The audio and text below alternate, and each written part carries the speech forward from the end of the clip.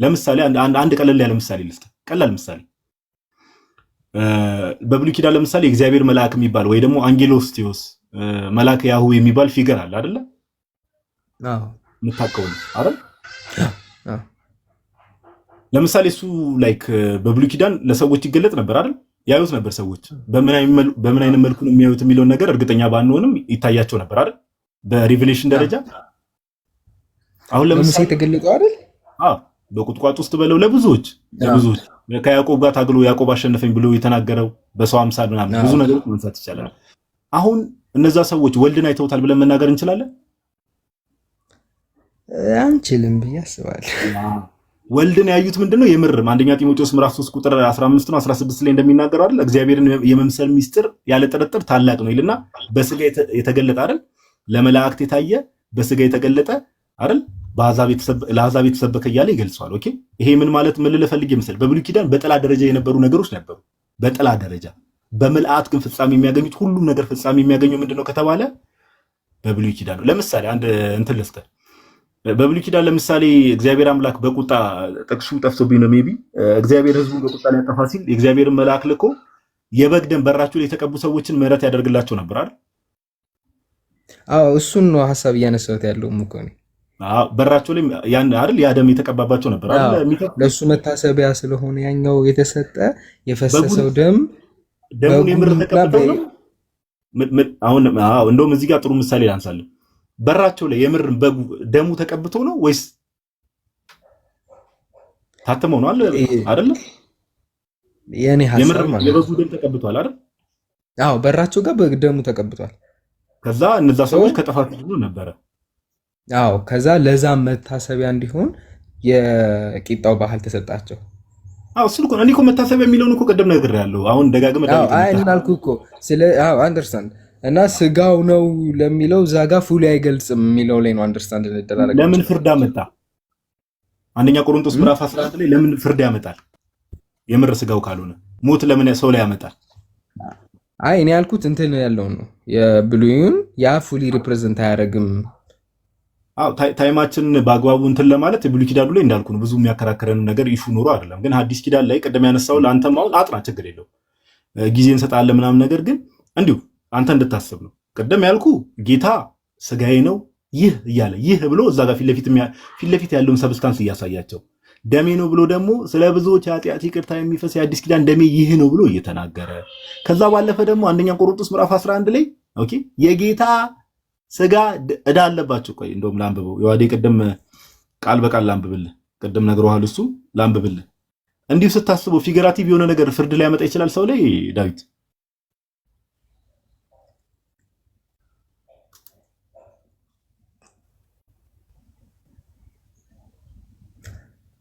አለ ዳዊት ከእንትኑ አንጻር እየሰማሁ ነው ያው ያሰብኩበት ስለሆነ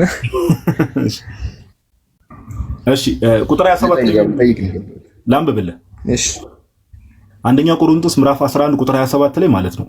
ስለዚህ ሳይገባው ነው ባይዘው ብዙ ፕሮቴስታንቶች አንተም ከዚህ በፊት ሜቢ ስትረዳው አላቅም ብዙ ሰዎች ሲያነቡት ሳይገባው እያሉ ነው የሚተረጉሙት። ሳይገባው አንደኛ ቆሮንቶስ አንወርዝሊ ነው እንግሊዝኛውን ሄደህ ተመልክተህ ከሆነ ኦኬ ግሪኩንም ሳይገባው። ስለዚህ ይሄን ነገር ለመውሰድ አንድ ስቴፕ ከዚህ ንግግር ምን እንረዳለን ከተባለ ልትገባ ይገባል አይደል? የሆነ there is some kind of criteria አይደል? ሳይገባው ስለሚል ጳውሎስ ይህን እንጀራ የበላ ኢማጂን ወይም ደግሞ የጌታን ጽዋ የጠጣ ሁሉ የጌታ ስጋና ደም ዕዳ አለበት ይላል። ቁጥር 29 ላይ እንደዛው ምን ይላል? መለስ አድርጎ ሳይገባው የሚበላና የሚጠጣ የጌታን ስጋ ስለማይለይ ለራሱ ፍርድ ይበላልና ይጠጣልምና። ኢማጂን ፍርዱ ላይ ያስፈርዳል። የምትበላው የምትጠጣው ፍርድ ነው። አንወርዚ ሆነ የምትበላና የምትጠጣ ከሆነ እያለ ጳውሎስ ይናገራል አይደል? ስለዚህ ይሄን በቃ ለአንተ ልትዋው እኔ ግዴታ እዚህ ፖይንት ላይ እንትን ማለት አለበት ሳይሆን ዳይጀስት አድርገው እስቲ የተነሳውን ሐሳብ ያነሳነውን መጽሐፍ ቅዱስ ክፍል አንብብና እንዴ ይሄ ነገር እንዴት ነው የምር ስጋው ካልሆነ የጌታ ስጋ ነው የሚለው ራሱ ቅድም ይዋህድ እንዳለ የጌታ ስጋ ዕዳ አለበት ነው የሚለው ስጋ ጳውሎስ ራሱ እንጀራ ብሎ ይጀምርና እንጀራ ብሎ ጀምሮ አይተ ከሆነ የጌታ ስጋ ዕዳ አለበት ለራሱ ፍርድ ይበላልና ይጠጣል። ፍርድ ማለት ምንድነው? የዘላለም ሕይወትን ማጣት ነው አይደል ዳዊት? ኢማጂን ኢማጂን ይሄን ነገር ፊገራቲቭ ብለን እንውሰደው ዳዊት፣ እሱ እንድታስብበት ነው። ይሄን ነገር ጭንቅላት ላይ ዳይጀስት አድርገው። እሺ ሌላ አንድ ስለ ኦርቶዶክሳዊ ትምህርት አንድ ለነገር የምፈልገው እዚህ ነገር ላይ እኛ ፊዚካል ቼንጅ አለ ብለን አናምንም። በፊትም ቅድም ዮሐንስ 6 ላይ አንዳንድ ሰዎች አጉረመረሙ ይደለ ጌታዬን ሲናገር ከሰማይ የመጣው ሕያው እንጀራ እኔ ነኝ ብሎ ስጋዬን ብሉ ደሜን ጠጡ ሲል አጉረመረሙ ይላል። የምርም እንዴ ይሄ ሰው እንዴት ስጋዬን ብሉ ደሜን ጠጡ? ጭንቅላታቸው ላይ የነበረው ምንድነው? ላይክ ካርናል የሆነ አስተሳሰብ ነው።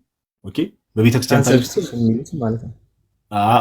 ወደሱ እመጣለሁ። ትራንስብስቴሽን እና ካርናል የሆነ ማይንድ ነው። የኛ ኦርቶዶክሳዊ ትምህርት ምን መሰለ እንድታውቁ የምንፈልገው ፊዚካል ቼንጅ አለ ብለን አናምንም። ፊዚካል ቼንጅ ማለት ለምሳሌ ህብስት አለ አይደለ? ህብስቱ አሁን ቅድም እንዳልኩ ይቅር ይበለና ስለ ጌታ ስጋ ስለምናወራ የጌታን ስጋ እንትን ከምንል አሁን ስጋ ቤት እንደሚሰቀል አይነት ስጋ አለ አይደለ? ፊዚካሊ ቼንጅ ያደርጋል ብለን አናምንም። አንደርስታንድ አድርገኛል? ፊዚካል ቼንጅ ህብስቱ ህብስትነቱን በሰብስታንስ ደረጃ አይቀየርም። እሺ በሰብስታንስ ደረጃ ዋይኑም እንደዛው ፊዚካል ቼንጅ አለ ብለን የሆነ ወደ ስጋ በአንዴ ይቀየራል ብለን አይደለም ምናምነው። ግን ምንድነው ሚስቲካል ቼንጅ የሚባል ነገር አለ። ኦኬ ሚስቲካል ቼንጅ ማለት ሚስጥራዊ ቼንጅ፣ ሚስጥራዊ ለውጥ። ምሳሌ አትለኝም? ለምሳሌ ጌታ ህብስቱና ጽዋውን አንስቶ ከባረከ በኋላ ነው አይደል ይህ ስጋዬ ነው ያላቸው ዳዊት። በቃ እንደዚህ አይነት ለውጥ። ኦኬ ይሄ ነው የቤተክርስቲያናችን ትምህርት። እሺ ኦርቶዶክሳዊ ትምህርት እኛ ኦርቶዶክሳውያን ስለሆንን የኦርቶዶክስን ፐርስፔክቲቭ ነው የምንነግረው፣ የቤተክርስቲያናችንን ትምህርት ነው የምንነግረው። የቤተክርስቲያናችን ትምህርት ይሄ ነው። ኦኬ ፊዚካል ቼንጅ የለም፣ ምን ሚስቲካል የሆነ ቼንጅ። አንድ የመጨረሻ ነገር እዚህ ላይ ማነሳለ ዳዊቴ ምንድነው አንድም የቤተክርስቲያን አባት ነው የምልህ አንድም ከመጀመሪያው ክፍለ ዘመን ጀምሮ ብትፈልግ ሁሉም በአንድ ድምፅ የሚመሰክሩት የጌታ ህብስትና ወይኑ እውነተኛ የጌታ ስጋና ደም ነው ብለው ሁሉም ኢቭን ነው የምልህ ማንን ጨምሮ የፕሮቴስታንቲዝም የሪፎርሜሽን ጀማሪ ሉተርን ጨምሮ ዳዊት እዚህ ጋር ትንሽ ለማጣራት እየሞከርኩ ነበር እና ክሊሜንት ኦፍ አሌክዛንድሪያ የሚባል ሰው ታውቃለህ? ኦፍ ኮርስ አውቀዋለሁ። እሱ ምንድን ነበር መጽሐፉ ጠፋኝ እንጂ ምዕራፍ 6 ጋር እዛ ጋር እንደዛ ብሏል ምናምን አይነት ይሄ ነጮች ጋር የሆነ ሰዓት ሃርቨርድ ዩኒቨርሲቲ ጋር የነጮቹ ይቀርበኛል ከኢትዮጵያ ውስጥ ከሚፈጠሩት። ኦኬ እዚህ አይደለህም እንዴ? አይ ኢትዮጵያ ውስጥ ነኝ፣ የባህር ዳር ልጅ ነኝ። ግን ወይ ከውይይት አንጻር ነው። አዎ እና የሃርቨርድ ጋር ክሊፍ እና የኢትዮጵያዊ ኦርቶዶክስ ምናምን የሆነ የተፈጠረ ነበር አይደለ? ከዛ ትሩ ክርስቲያን ሚኒስትሪ የሚል አካውንት አለ ቲክቶክ ጋር። እሺ እና እሱ አረ አባቶች አሉ ፊግሬቲቭሊ ነው ብሎ የሚያምኑ አለና ቦልድ ክሌም ስለሆነ ልየው ብዬ መጽሐፉን አውርጄ እያነበብኩት ነበር። እና እንደዛ የሚል አቋም ሰውየው አለው ፊግሬቲቭ ላይ አይነት ነገር ነው። ክሌመንት ኦፍ አሌክሳንድሪያ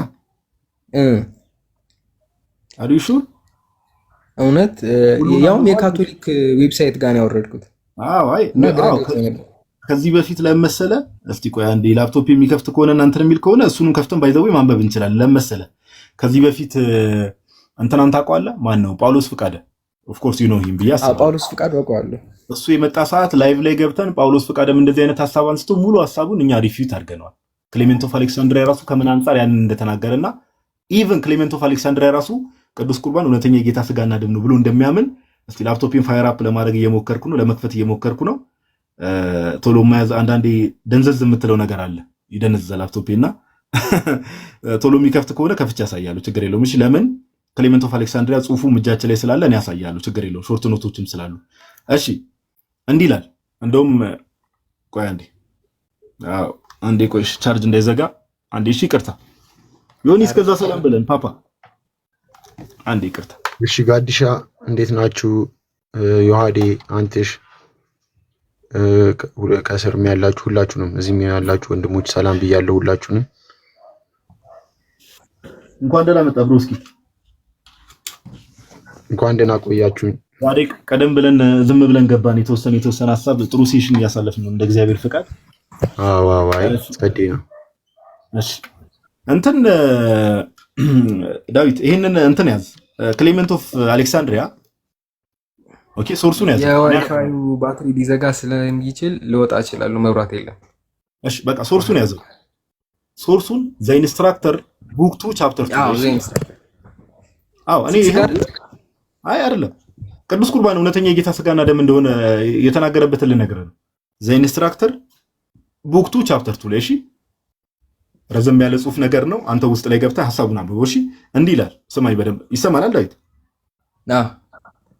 and the mixture of both ይልና እኔ ዋናውን ፖይንት ላንሳል and the mixture of both of the water and of the word ካለ በኋላ is called eucharist ማለት ቅዱስ ቁርባን ነው አይደል ዳዊት ያስማማናል ያሳ ሁለታችን አዎ is called the eucharist ካለ በኋላ ምን ይላል መሰለህ renowned and በደንብ ሰማኝ renowned and glorious grace ይላል የታወቀና በጣም የከበረ ጸጋ ምንን ዩካሪስቱ and they who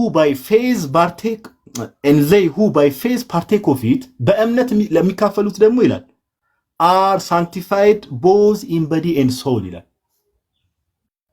ዳዊት አለ ታቻላችሁ ሰዎችም ስሙ ዩካሪስቱ ምን ይሏል renowned and glorious grace የታወቀና የከበረ ጸጋ and they who by faith partake of it are sanctified both in body and soul በስጋም በነፍስም ይቀደሳሉ በእምነት የሚካፈሉት ይላል ሰማ ዳዊት ላምብብልህ እኔ ደግሞ ኢንስትራክተር ቡክ 1 ላይ ነው ይሄኛው ቆይ ወደዛ እንመጣለን ዳዊት አሁን ምን ልፈልግ መሰለህ አሁን ያልኩን ሰማህ ግን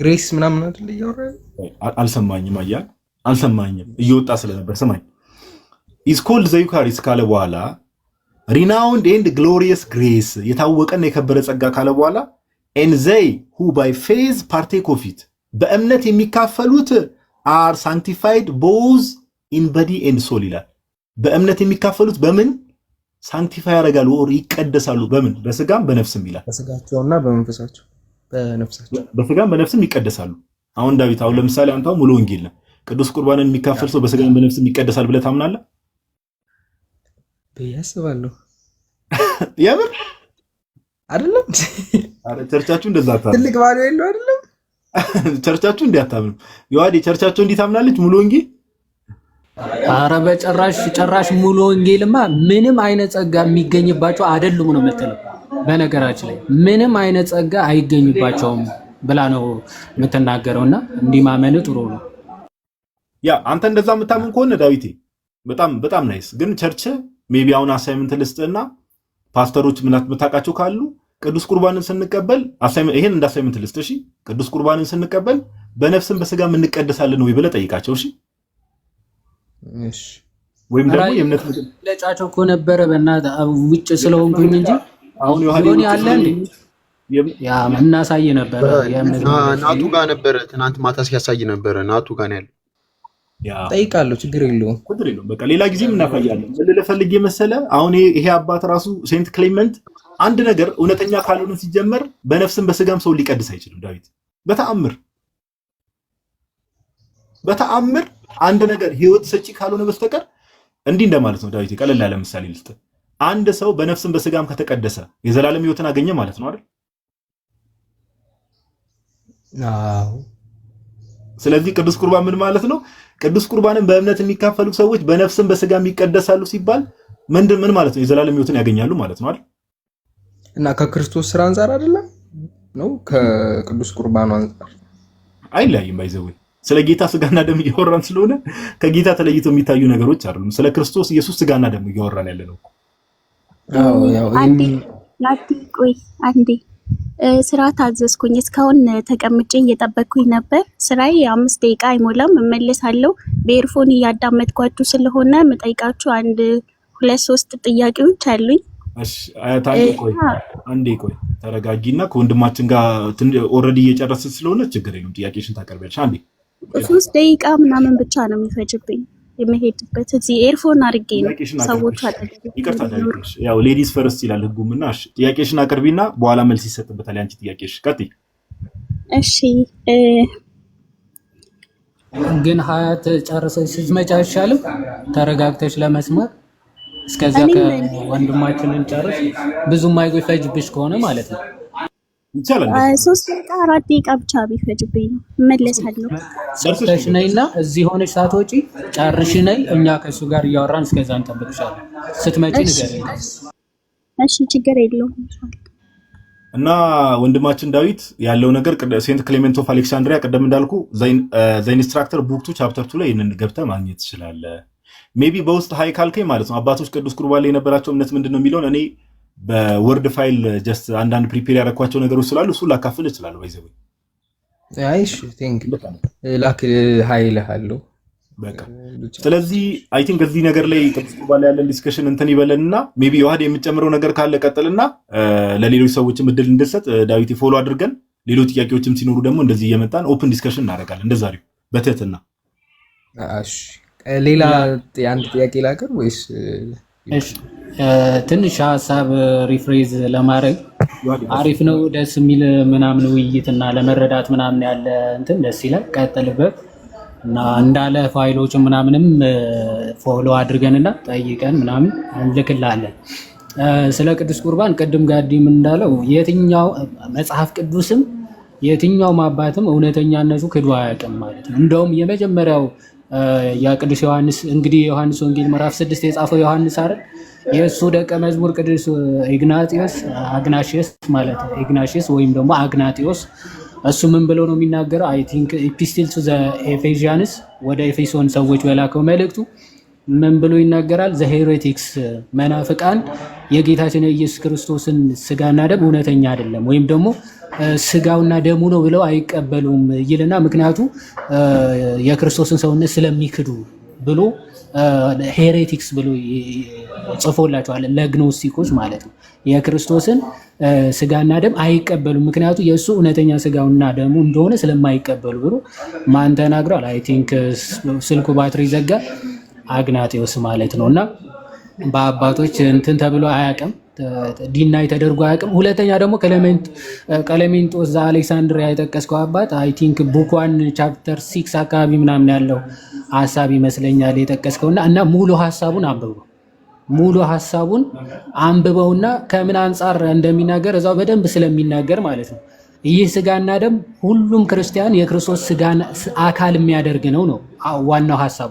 ዮሐንስ ምዕራፍ 6 እየተናገረ ያለው ስለ ክርስቶስ ስጋና ደም ሲናገር የቤተ ክርስቲያን አካል የሚሆኑበት ሚስጢር ስለሆነ ነው አይነት አፈታት ነው የሚፈታው ማለት ነው። ዝቅ ብሎ ይህንን ምግብ ይህንን መብልና መጠጥ ሁሉም በእምነት ሊካፈል እንደሚገባ ስለሚናገር እዛው ቻፕተር ላይ ማለት ነው።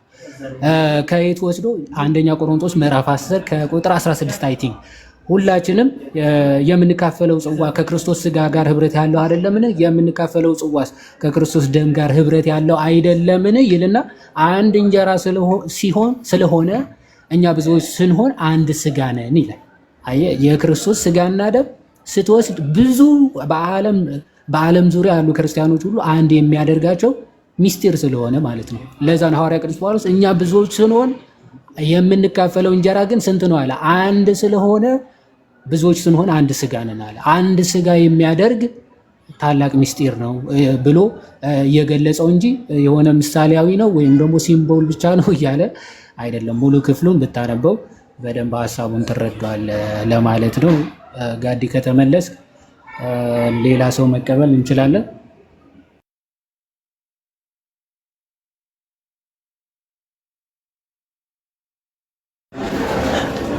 የለም መሰለኝ ጋዲ። እሺ ሌላ ካለ ኮሜንት ቆይ እንክፈትላቸው። ግን እነዚህ ሰዎች በጣም እየታፈኑ ነው። ኮሜንት ሴቲንግ። እሺ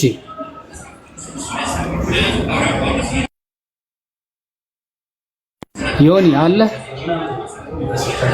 እሺ ሰዎች ወይ ያው ካሉ አንድ ቁጥር ይጽፋሉ። ኮሜንት ተከፍቶላችሁ ወንድማችን ወጣ እንዴ? ኦኬ። አይ ደስ የሚል ዘጋበት እንትን መሰለኝ ቻርጅ የለውም እያለ ስለነበር ዘግቶበት ነው የሚሆነው።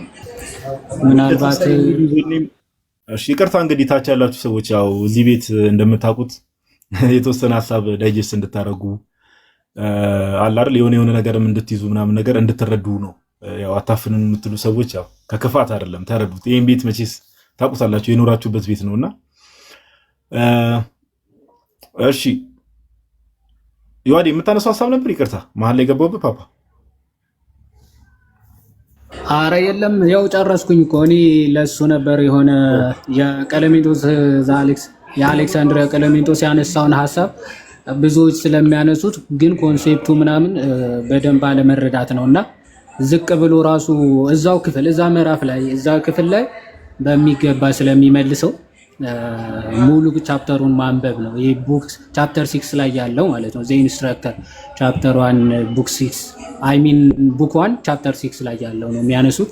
ግን እየተናገረ ያለው ከአንደኛ ቆሮንቶስ ምዕራፍ 10 ከቁጥር 16 ምናምን ካለው ሐሳብ ጋር አገናኝቶ ስለሆነ እኛ ብዙ ነን፣ ግን ያንን አንዱን እንጀራ ስንበላ አንድ ስጋ እንሆናለን ምናምን የሚለው ሐሳብ ያንን ነው የሚናገረው ለማለት ነው። ልክ ነው ወዴ ቃሎት ያሰማል እንትን አንዳንዴ በአባቶች ጽሑፍ ላይ ምናምን ጋይስ እንደዚህ አይነት ነገሮች አሁን በሰማዕቱ ዩስጢኖስም በዚህ ነገር ይነሳልና ምን አይነት እምነት የነበራቸው ሰዎች ነበሩ መሰላችሁ?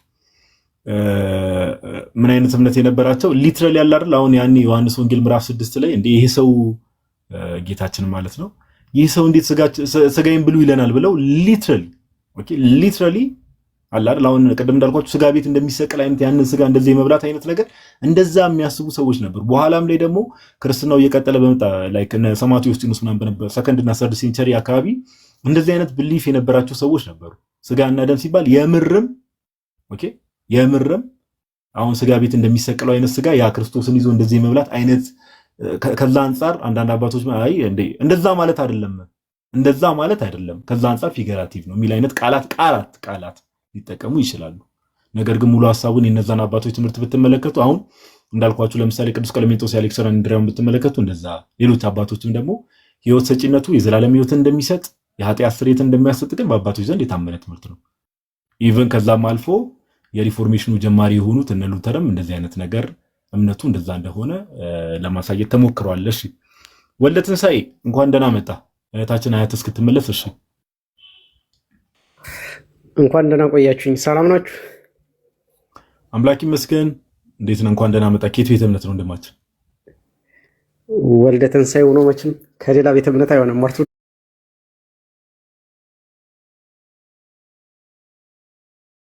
ተመልሰሻል አያት? እንኳን ደህና መጣ ወልደ ትንሣኤ። ቆይ እንቀበላለን። ሃይማኖታዊ ጥያቄ ቢሆን ይመረጣል። የምትገቡ ሰዎች እሱን አስቡበት። ሜቢ ያው አንዳንዴ ከነሳ አባቶቻችሁ ጋር ምናምን መነጋገር የምትችሉትን ነገር እዚህ ጋር ካህንም የለም ዲያቆንም ስለሌለ ምናምን ነገር እንደዚህ አይነት ነገር እንትን ባትሉ መልካም ነው። እሺ አያት ተመልሰሻል?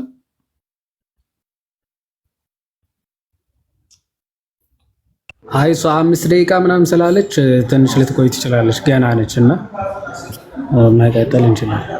እሺ ወንድማችን ወልደ ትንሣኤ ቀጥል፣ ጥያቄን አቅርብ። ከዛ ዮሐዴ አርዲስ ያደርገዋል። ቀጥል። እሺ ያው እንትን ኦንላይን ያላችሁበትን እየፈለኩ እከታተላችኋለሁ ሁላችሁንም፣ ያው ናኬንም እናንተንም እና በባለፈውም የሆነ አልገባኝ ያለ ነገር ነበረ። እኔ ምስራቅ ጎጃም አካባቢ ነው ያለሁት እና እዚህ አካባቢ ሲዋድና ሲከብር የሚለው ልዩነት አለው ወይ ወይስ ደግሞ መክበሩ ለክርስቶስ ወይም ለኢየሱስ ጠቅሞታል ወይ?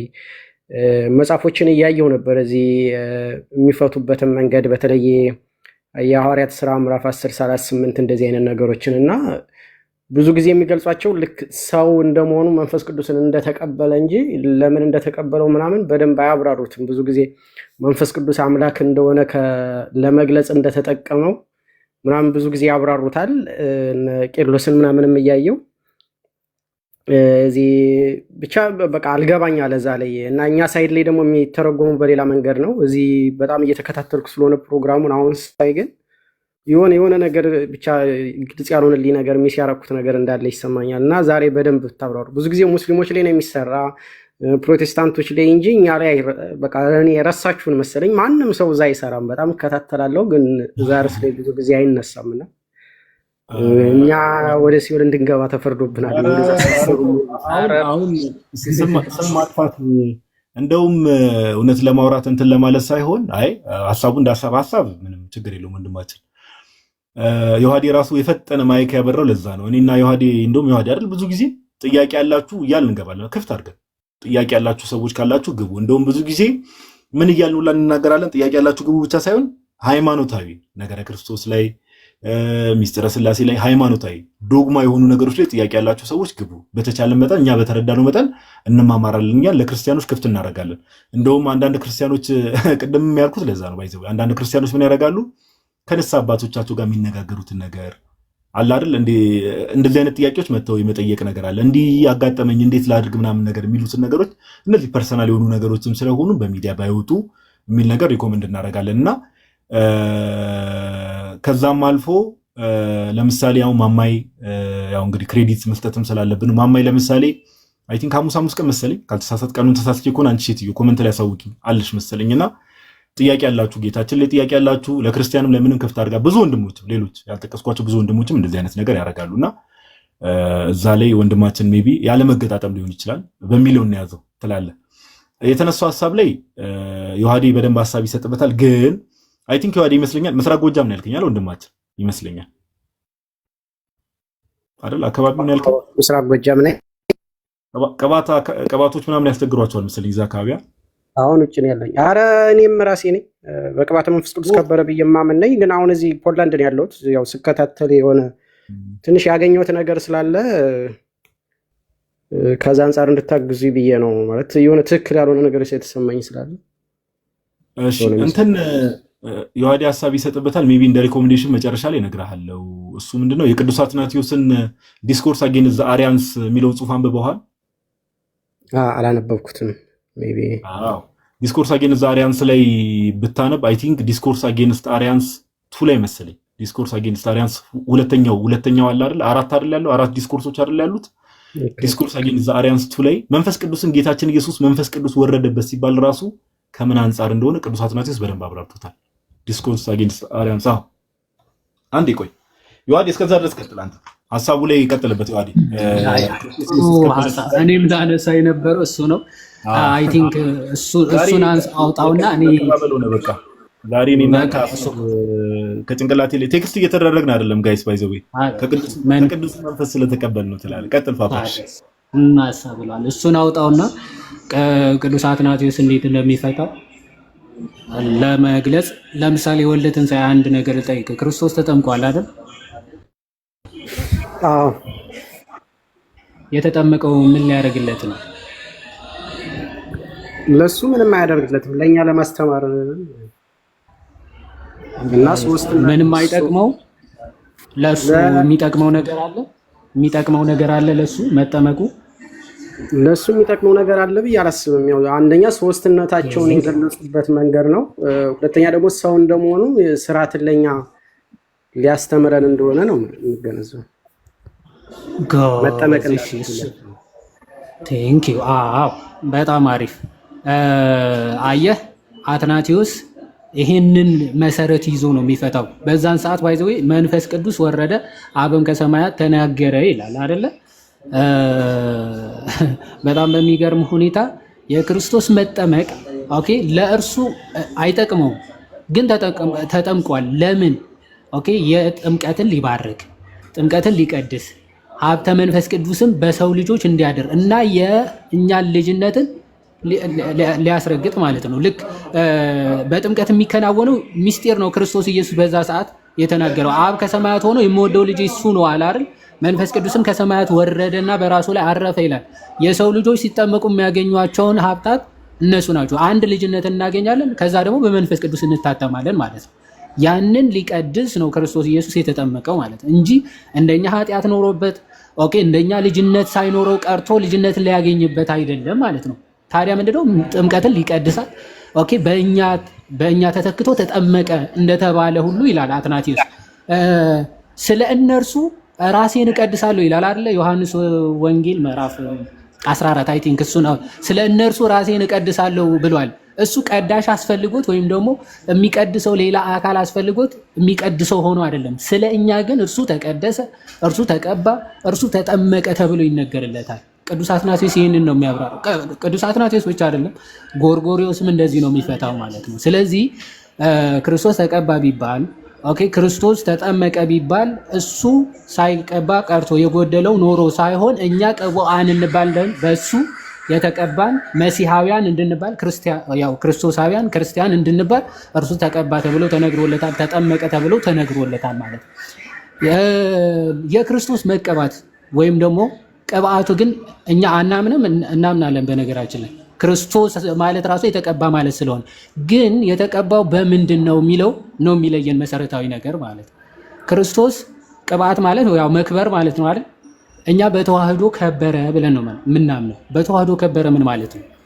ኦኬ መለኮት ከቃል ጋር አይሚን ያው ቃል ወይም ደግሞ መለኮት ከስጋ ጋር በተዋሃደ ጊዜ መለኮት ለስጋ ምንድን ነው? ክብሩ ነው፣ ክብር ሆኖ ማለት ነው። ኦኬ መለኮት ከስጋ ጋር ሲዋሃድ የዛኔ መለኮት ስጋ በመለኮት ምን ብሏል? ከበረ ማለት ነው። ይሄ ነው ተቀባ ማለት። ኦኬ መለኮቱ ለሰውነቱ ምንድን ነው? ቅባት ሆኖታል። ኦኬ ቀብቶታል፣ አክብሮታል፣ ከፍ ከፍ አድርጎታል ማለት። ስለዚህ ስጋ የክርስቶስ መቀባት ወይም ደግሞ ክርስቶስ ተቀባ ወይም ደግሞ መቀባቱን ከተዋህዶ አንጻር በተዋህዶ ከበረ ከሚለው አንጻር ነው የሚታየው እንጂ በኋላ በጥምቀት ሰዓት መንፈስ ቅዱስ ሲወርድበት የተቀባ አይደለም። ኦኬ ሲጠመቅ መንፈስ ቅዱስ ሲወርድ ክርስቶስ ተቀብቶ የከበረ አይደለም። እሱ ከዘላለም ጀምሮ የከበረ አምላክ ነው፣ ክቡር የሆነ ጌታ ነው። መለኮት ከስጋ ጋር ሲዋሃደው የዛኔ በተዋህዶ ከበረ ተብሎ ይነገራል። በተዋህዶ ከበረ ክብር የሚነገረው ለማን ስለሆነ? ለስጋ። መለኮት ከስጋ ጋር ሲዋሃድ ያጎደለበት ክብር ያልሰጠው ክብር ነበረ አልነበረም? ክርስቶስ በተዋህዶ ጊዜ ሁሉም ነገር ተፈጽሞ መቀባትም መክበርም በተዋህዶ ጊዜ የተፈጸሙ ናቸው እንጂ ክርስቶስ ኖሮ የሆነ ሰዓት መንፈስ ቅዱስ ወርዶ ልጅነትን ወይም ደግሞ ሀብትን ወይም ንግስናን የሰጠው አይደለም። ኦኬ መቀባት ከተባለ መክበር መንገስ ከሆነ የክርስቶስ ሰውነት ኦኬ በመንፈስ ቅዱስ ነው ከተባለ መቼ? ኦኬ ከሆነ ሰዓት በኋላ አይደለም። መለኮት ከስጋ ጋር ሲዋሃድ ታዲያ ምን አገኘ?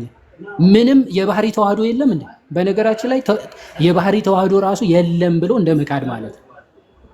ኦኬ የባህሪ ተዋህዶ ራሱ የለም ብሎ እንደመክፈል ነው። ስለዚህ መለኮት ከስጋ ጋር ከተዋሃደ እና አንድ ከሆነ እዚህ በተዋሃደበት ሰዓት ስጋ የመለኮትን መገናዘብ የሚባል አለ አይደል? ኦኬ ቃል በስጋ የመክበሩ አምላክነቱን ኦኬ በሁሉ መገኘቱ ተገናዝቧል ከቃል ማለት ነው። ቃል ደግሞ ከስጋ ጋር በመዋሃዱ ዝቅ አለ፣ ተራበ፣ ተጠማ፣ ደከመ ተብሎ ተነግሮለታል ማለት ነው። ስለዚህ እኛ በተዋህዶ ሰዓት ሙሉ ነገር ተዋህዶ ክርስቶስ ኢየሱስ ፍጹም ሰው ፍጹም አምላክ ሆነ ብለን ነው ምናምን። እሺ ከጊዜ በኋላ የሆነ የጨመረው ክብር ከጊዜ በኋላ ያገኘው ጌትነት ከጊዜ በኋላ ያገኘው አምላክነት በጭራሽ የለም ማለት ነው። በጭራሽ የለም። አባቶች በምልአት ይህን ቄርሎስም አትናቴዎስም ጎርጎሪዮስም የሚፈቱት እንዲህ ብለው እንጂ የትኛውም አባት ክርስቶስ በመንፈስ ቅዱስ የሆነ ሰዓት ተቀብቷል ወይም ደግሞ ተቀብቶ የሆነ ክብር አግኝቷል ብለው ግን ፈትተው አያውቁም ለማለት ነው።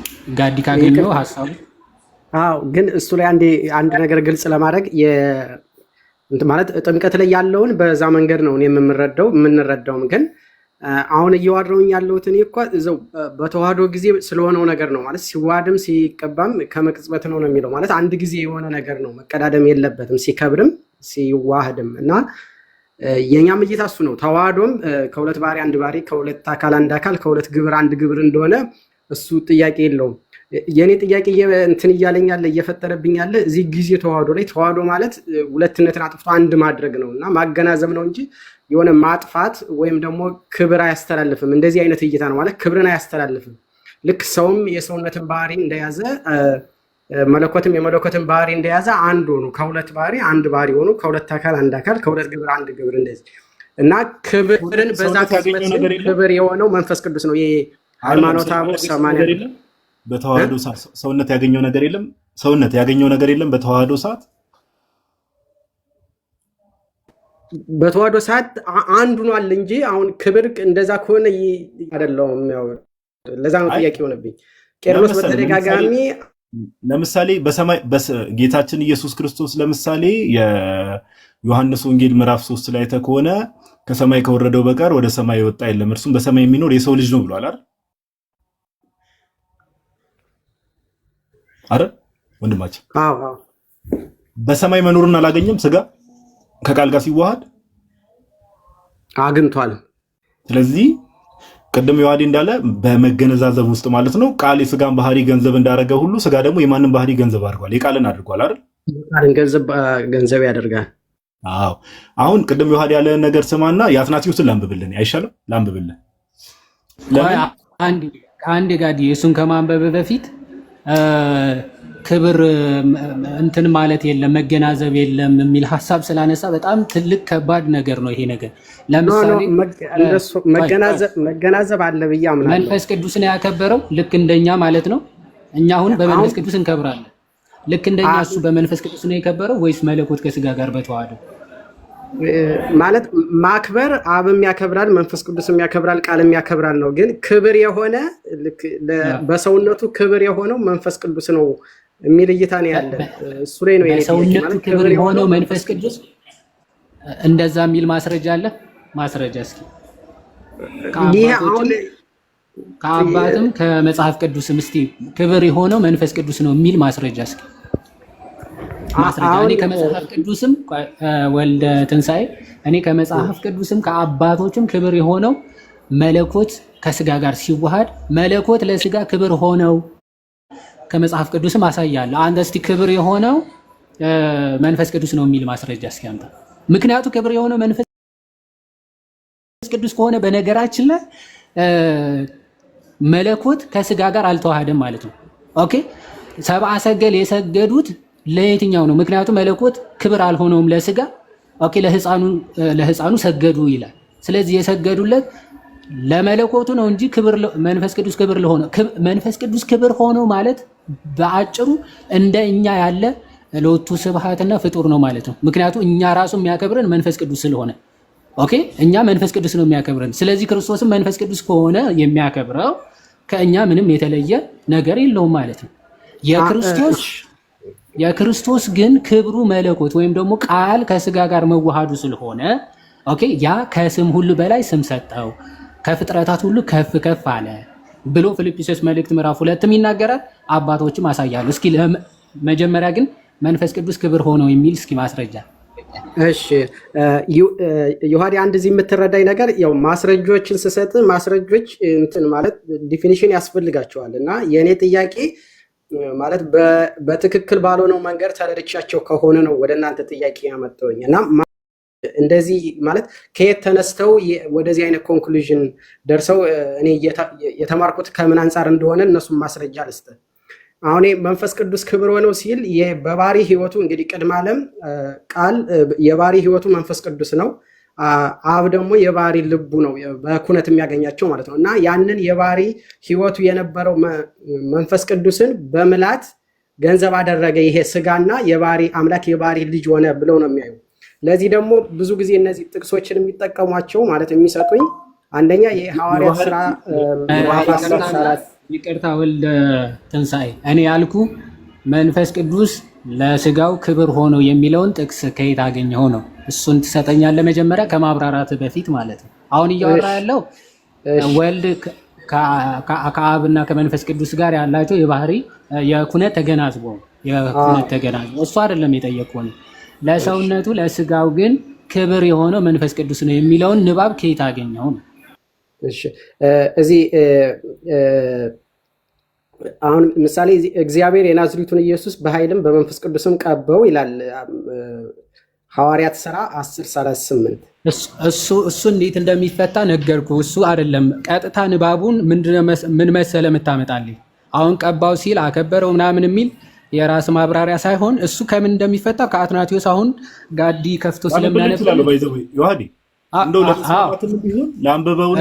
እሱን አንብበውና ከዛ በኋላ አንተ እስከዚያ ምን መሰለ የምታመጣልን ወልደ ትንሣኤ መንፈስ ቅዱስ ክብር ሆነው የሚለውን ንባብ ነው የምንፈልገው እንጂ በመንፈስ ቅዱስ ተቀባ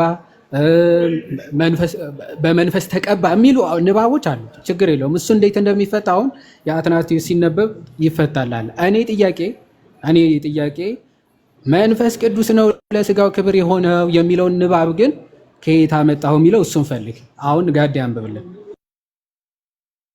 እሺ ቅድም ዮሐዴ አንድ ወሳኝ ያነሳው ጥቅስ አለ። እሱን ጥቅስ መጀመሪያ ልንገራችሁና ወደዛ ሄዳለሁ። ጌታችን ኢየሱስ ክርስቶስ ጽድቅን ሁሉ ፈጸመ ሲባል የምርም የኛን ስጋ ከመቤታችን የነሳው የምርም የኛን ስጋ ስላለ በዛ ስጋ ውስጥ ኦኬ የዛ ጸጋ ተካፋይ እኛን ሊያደርገን ኦኬ ብዙ ነገሮች በስጋ በተገለጠ በዛ ስጋ የምርም ከመቤታችን ስጋ ነስቷልና በዛ ስጋ ውስጥ ተካፋይ ሊያደርገን ጽድቅን ሁሉ ፈጸመ ተብሎ ተነግሮለታል። ቅድም ዮሐዴ ያላችሁ ጥቅስ ዮሐንስ 17:19 ላይ ነው የምታገኙት። ዮሐንስ ወንጌል ምዕራፍ 17 ቁጥር 19 ላይ እንደዚህ ይላል። ዮሐንስ ወንጌል ምዕራፍ 17 18 እና 19 እናንብበው። ወደ ዓለም እንደላከኝ እንዲሁ እኔ ወደ ዓለም ላኳቸው፣ እነርሱም ደግሞ በእውነት የተቀደሱ እንዲሆኑ እኔ ራሴን ስለ እነርሱ ቀድሳለሁ። አያችሁ ቅድም ዮሐዴ ያላችሁ ነገር ዮሐዴ ቅድም ይሄን አይደል ያልከው? ራሱ አዎ ስለ እነሱ ራሴን ቀድሳለሁ ብሎ ዮሐንስ 17:19 ላይ እንደዚህ ነው ጌታ ያለው። እነርሱም ደግሞ ምን እንዲሆኑ እነርሱ የተባሉት እንግዲህ ጌታችን ኢየሱስ ክርስቶስ የቤተ ክርስቲያን ራስ ነው። ኦኬ እኛ አካል ነን። በእውነት የተቀደሱ እንዲሆኑ እነርሱ ሜምበሮቹ የተቀደሱ እንዲሆኑ እኔ ራሴን ስለ እነርሱ ቀድሳለሁ። አሁን ጌታችን መቀደስ አስፈልጎት ነው አይደለም። በስጋው በኩል ኦኬ በሚፈጽመው ጽድቅ በስጋ በኩል የኛን ስጋ የምርም ገንዘብ ስላደረገ በዛ በኩል ጸጋን ፓርቴክ እንድናደርግ የሚያደርገን በዛ በኩል ስለሆነ ነው። ኦኬ እኔ ራሴን ስለ እነርሱ እቀድሳለሁ አለ ጌታ። ሳይቀደስ ቀርቶ ነው እውነት? ይሄ እኮ ዮሐንስ 17 ላይ ነው ጋይስ። ዮሐንስ ወንጌል ምዕራፍ 17 ላይ ከአባቱ ጋር በሚነጋገርበት ሰዓት ነው። ኦኬ አባቶ አከበርኩ ዓለም ሳይፈጠር በአንተ ዘንድ በነበረኝ ክብር አክብረኝ እያለ በሚናገርበት ሰዓት ነው እቀድሳለሁ እኮ ነው ያለው። እቀድሳለሁ እነርሱ የተቀደሱ የቤተ ክርስቲያን ራስ እንደመሆኑ ጌታችን እኛ ሜምበሮች እንደመሆናችን በእርሱ በኩል ጸጋውን ፓርቴክ እንድናደርግ ከዛ አንጻር ይነገራል። ቅዱስ አትናቴዎስም ይሄን ነው የሚለው። ባይዘው ቅዱስ አትናቴዎስ ምን እንዳለ ላንብብላችሁ። መዝሙር 45ን በሚያብራራበት መዝሙር 45 ቁጥር 7 እና 8 ወይ ደግሞ የደስታ ዘይትን ቀባ የሚለው አለ አይደለ?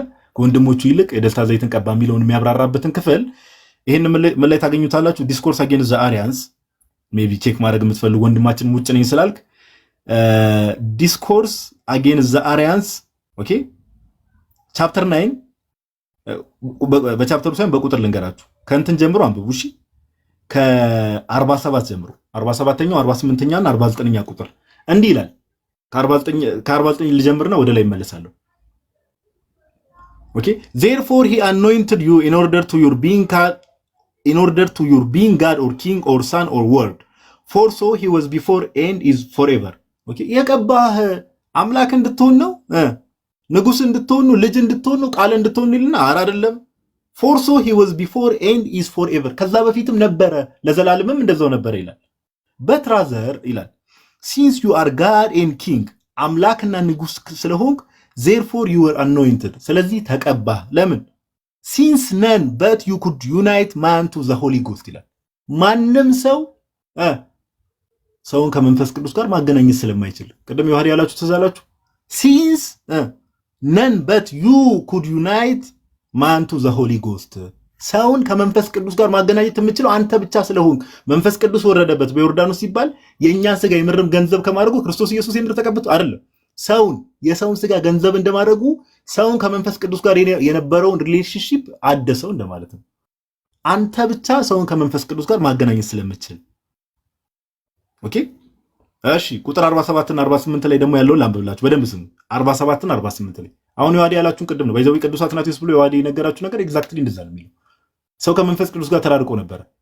ኦኬ ተራርቆ ነበረ። ያ ከመንፈስ ቅዱስ ጋር ተቆራርጦ የነበረውን ነገር በስጋው በኩል ሲያደርግ መንፈስ ቅዱስ ይወርድበት ዩናይት አደረገው ይላል። እሺ 47 ላይ እንደዚህ ይላል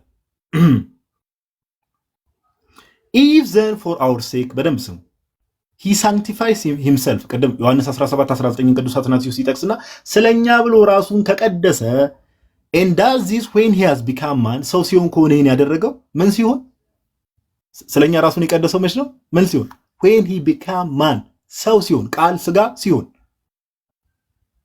የሆነ ቅድም ዮሐዴ ብሎታል የሆነ ከሆነ ጊዜ በኋላ አይደለም and does this when he became man ይላል። it is very plain that በጣም ግልጽ ነው that the spirit's descent on him in Jordan was a descent upon us በዮርዳኖስ መንፈስ ቅዱስ እሱ ላይ መውረዱ the spirit's descent on him in Jordan በዮርዳኖስ መንፈስ ቅዱስ እሱ ላይ መውረዱ was a descent upon us በእኛ ላይ መውረዱ ነው። ቅድም እንደተባለው ማለት ነው። የጥምቀቱንም ባይዘው እዚሁ ያነሳል። አነብላችኋል በደንብ ስሙ። because of his bearing our body የኛን ስጋ በመያዙ የኛን ስጋ በመያዙ ኦኬ and it did not take place for promotion to the word ለቃል ምንም የጠቀመው ነገር የለም but again for our sanctification እኛን ለመቀደስ ኦኬ ከዛ እንደዚህ ይላል for when the Lord as man was washed in Jordan ጌታችን ኢየሱስ ሰው እንደመሆኑ በዮርዳኖስ ሲጠመቅ it was we በደንብ ስሙ for when the Lord was washed in Jordan በዮርዳኖስ ሲጠመቅ it was we who were washed in him and by him እሱ ሲጠመቅ እኛ ነበር በእርሱ በኩልና በእርሱ ኦኬ in him and by him ያው አማርኛ ቃል ላይ በእርሱ የሚለው ኢንም ስሩም በእርሱ ተብሎ ስለሚፈታ in him እና by him እኛ ነበርን ስንጠመቅ የነበረው ይላል የኛን ስጋ ስለያዘ ኦኬ ያ መታደስ የሚፈልገውን ስጋ ይዞ ስለነበር and when he received the spirit it was who by him were made recipients of it ይላል ኦኬ ስለ መንፈስ ቅዱስም ስናወራ እንደዛ ነው በእርሱ በኩል እኛ ነን ስለዚህ ጌታችን ኢየሱስ ከኢየሱስ አንፃር ኦኬ ማንበብ ትችላላችሁ ደጋግሞ ይህን ሐሳብ ያነሳዋል ኦኬ በመንፈስ ቅዱስ መቀባት የሚለውን ሐሳብ ያነሳል መዝሙር 45ን በሚፈታበት ቅዱስ አትናቴዎስ የሚለው ግልጽ ነው በቃ መንፈስ ቅዱስ ወረደበት ስንል ተጠመቀ ስንል ቅድም ይዋዲ እንዳለው ለርሱ የሚጠቅመው ነገር ሳይሆን የኛን ስጋ በመያዙ በርሱ መጠመቅ ውስጥ ኦኬ እኛንም ሊያጠምቀን in him and by him ስለዚህ ግልጽ ነው በቃ የጽድቅን ፈጸመ ጌታችን የምርም ስጋችንን ስለያዘ ከዛ አንፃር ጽድቅን ፈጽሟል ተብሎ ኦኬ ስለነርሱ ራሴን እቀድሳለሁ ብሎ ጌታ ሲናገር ዮሐንስ 17:19 ላይ እንመለከታለንና ቅዱስ ባይዘው እዚሁ ጋር ዮሐንስ ሐዋርያት ሥራ ምዕራፍ 10 ቁጥር 38ንም እዚሁ ላይ ጠቅሷል ቅዱስ አትናቴዎስ እዚሁ ጋር ይሄን ማብራሪያ ከሰጠ በኋላ ለዛ ነው ሐዋርያት ሥራ ምዕራፍ 10 ቁጥር 38 ላይ ይሄ ሐሳብ የተነሳው ብሎ ይናገራል እና ይዋዲ መቀጠል ይችላል ቅዱስ አትናቴዎስም እንደዚህ ነው የሚለው ቴንክ ዩ አዎ ጋዲ በቃ እሱ ነው ቅዱስ አትናቴዎስ ሐዋርያት ሥራትም መዝሙረ ዳዊትንም እነዚህ ተቀባ የሚሉትን ዕብራውያን ምዕራፍ 1 ላይ ያለውን እነዚህ ሁሉ ይሰበስብና ምን ይላል ክርስቶስ ተቀባ ማለቱ ስለምንድን ነው ብሎ ይናገራል እውነት እሱ ቅባት ወይም ደግሞ ተቀብቶ እንደኛ መክበር እሱ ንግስናን ያልኖረው ወይም ደግሞ የሌለው ሆኖ በኋላ ንግስና ፈልጎ ነው ወይ የሚቀባው ይልና አይደለም ይላል እርሱ ተጠመቀ ተብሎ ተጽፎልሃል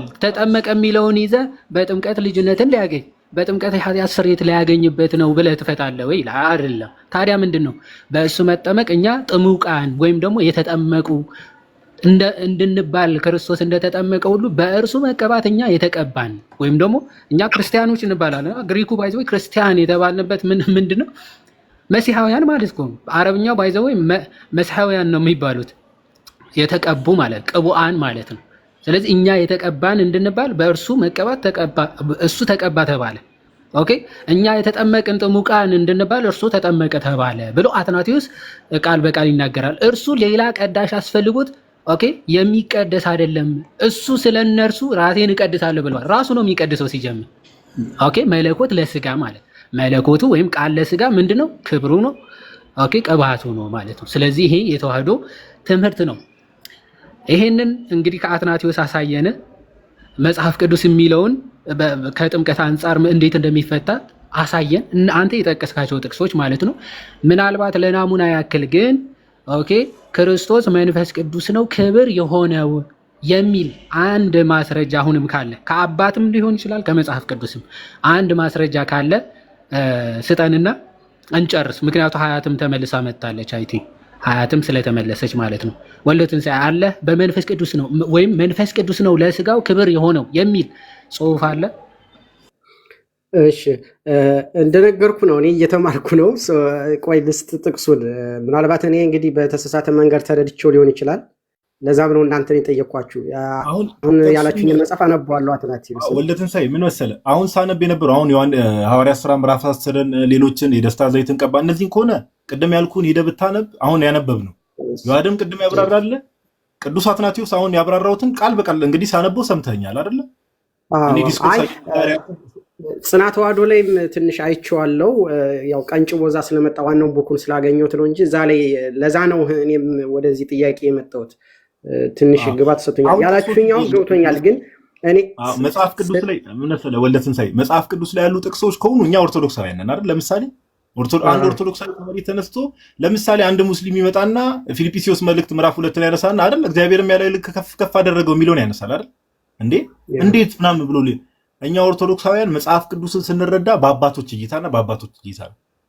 የመጀመሪያ የቤተክርስቲያን አባቶች በሚያምኑበትና ለዛ ነው አሁን አትናቴዎስን ዮሐዴም ቅድም እንደዛ ብሎ ያብራራል። አትናቴዎስን ያነበብኩልህ ሌሎች እነ ቅዱስ ቄርሎስንም ሌሎችን ማንሳት ይቻላል።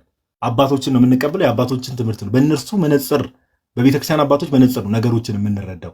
አሁን አንተ ጥቅስ ዝም ብለህ ጥቅስ ልጠቅስልን ከሆነ ወልደ ትንሣኤ ምን ይሆናል መሰለህ? እዛ ጥቅስ ላይ የአንተ መረዳት ነው የምትነግረን ማለት ነው።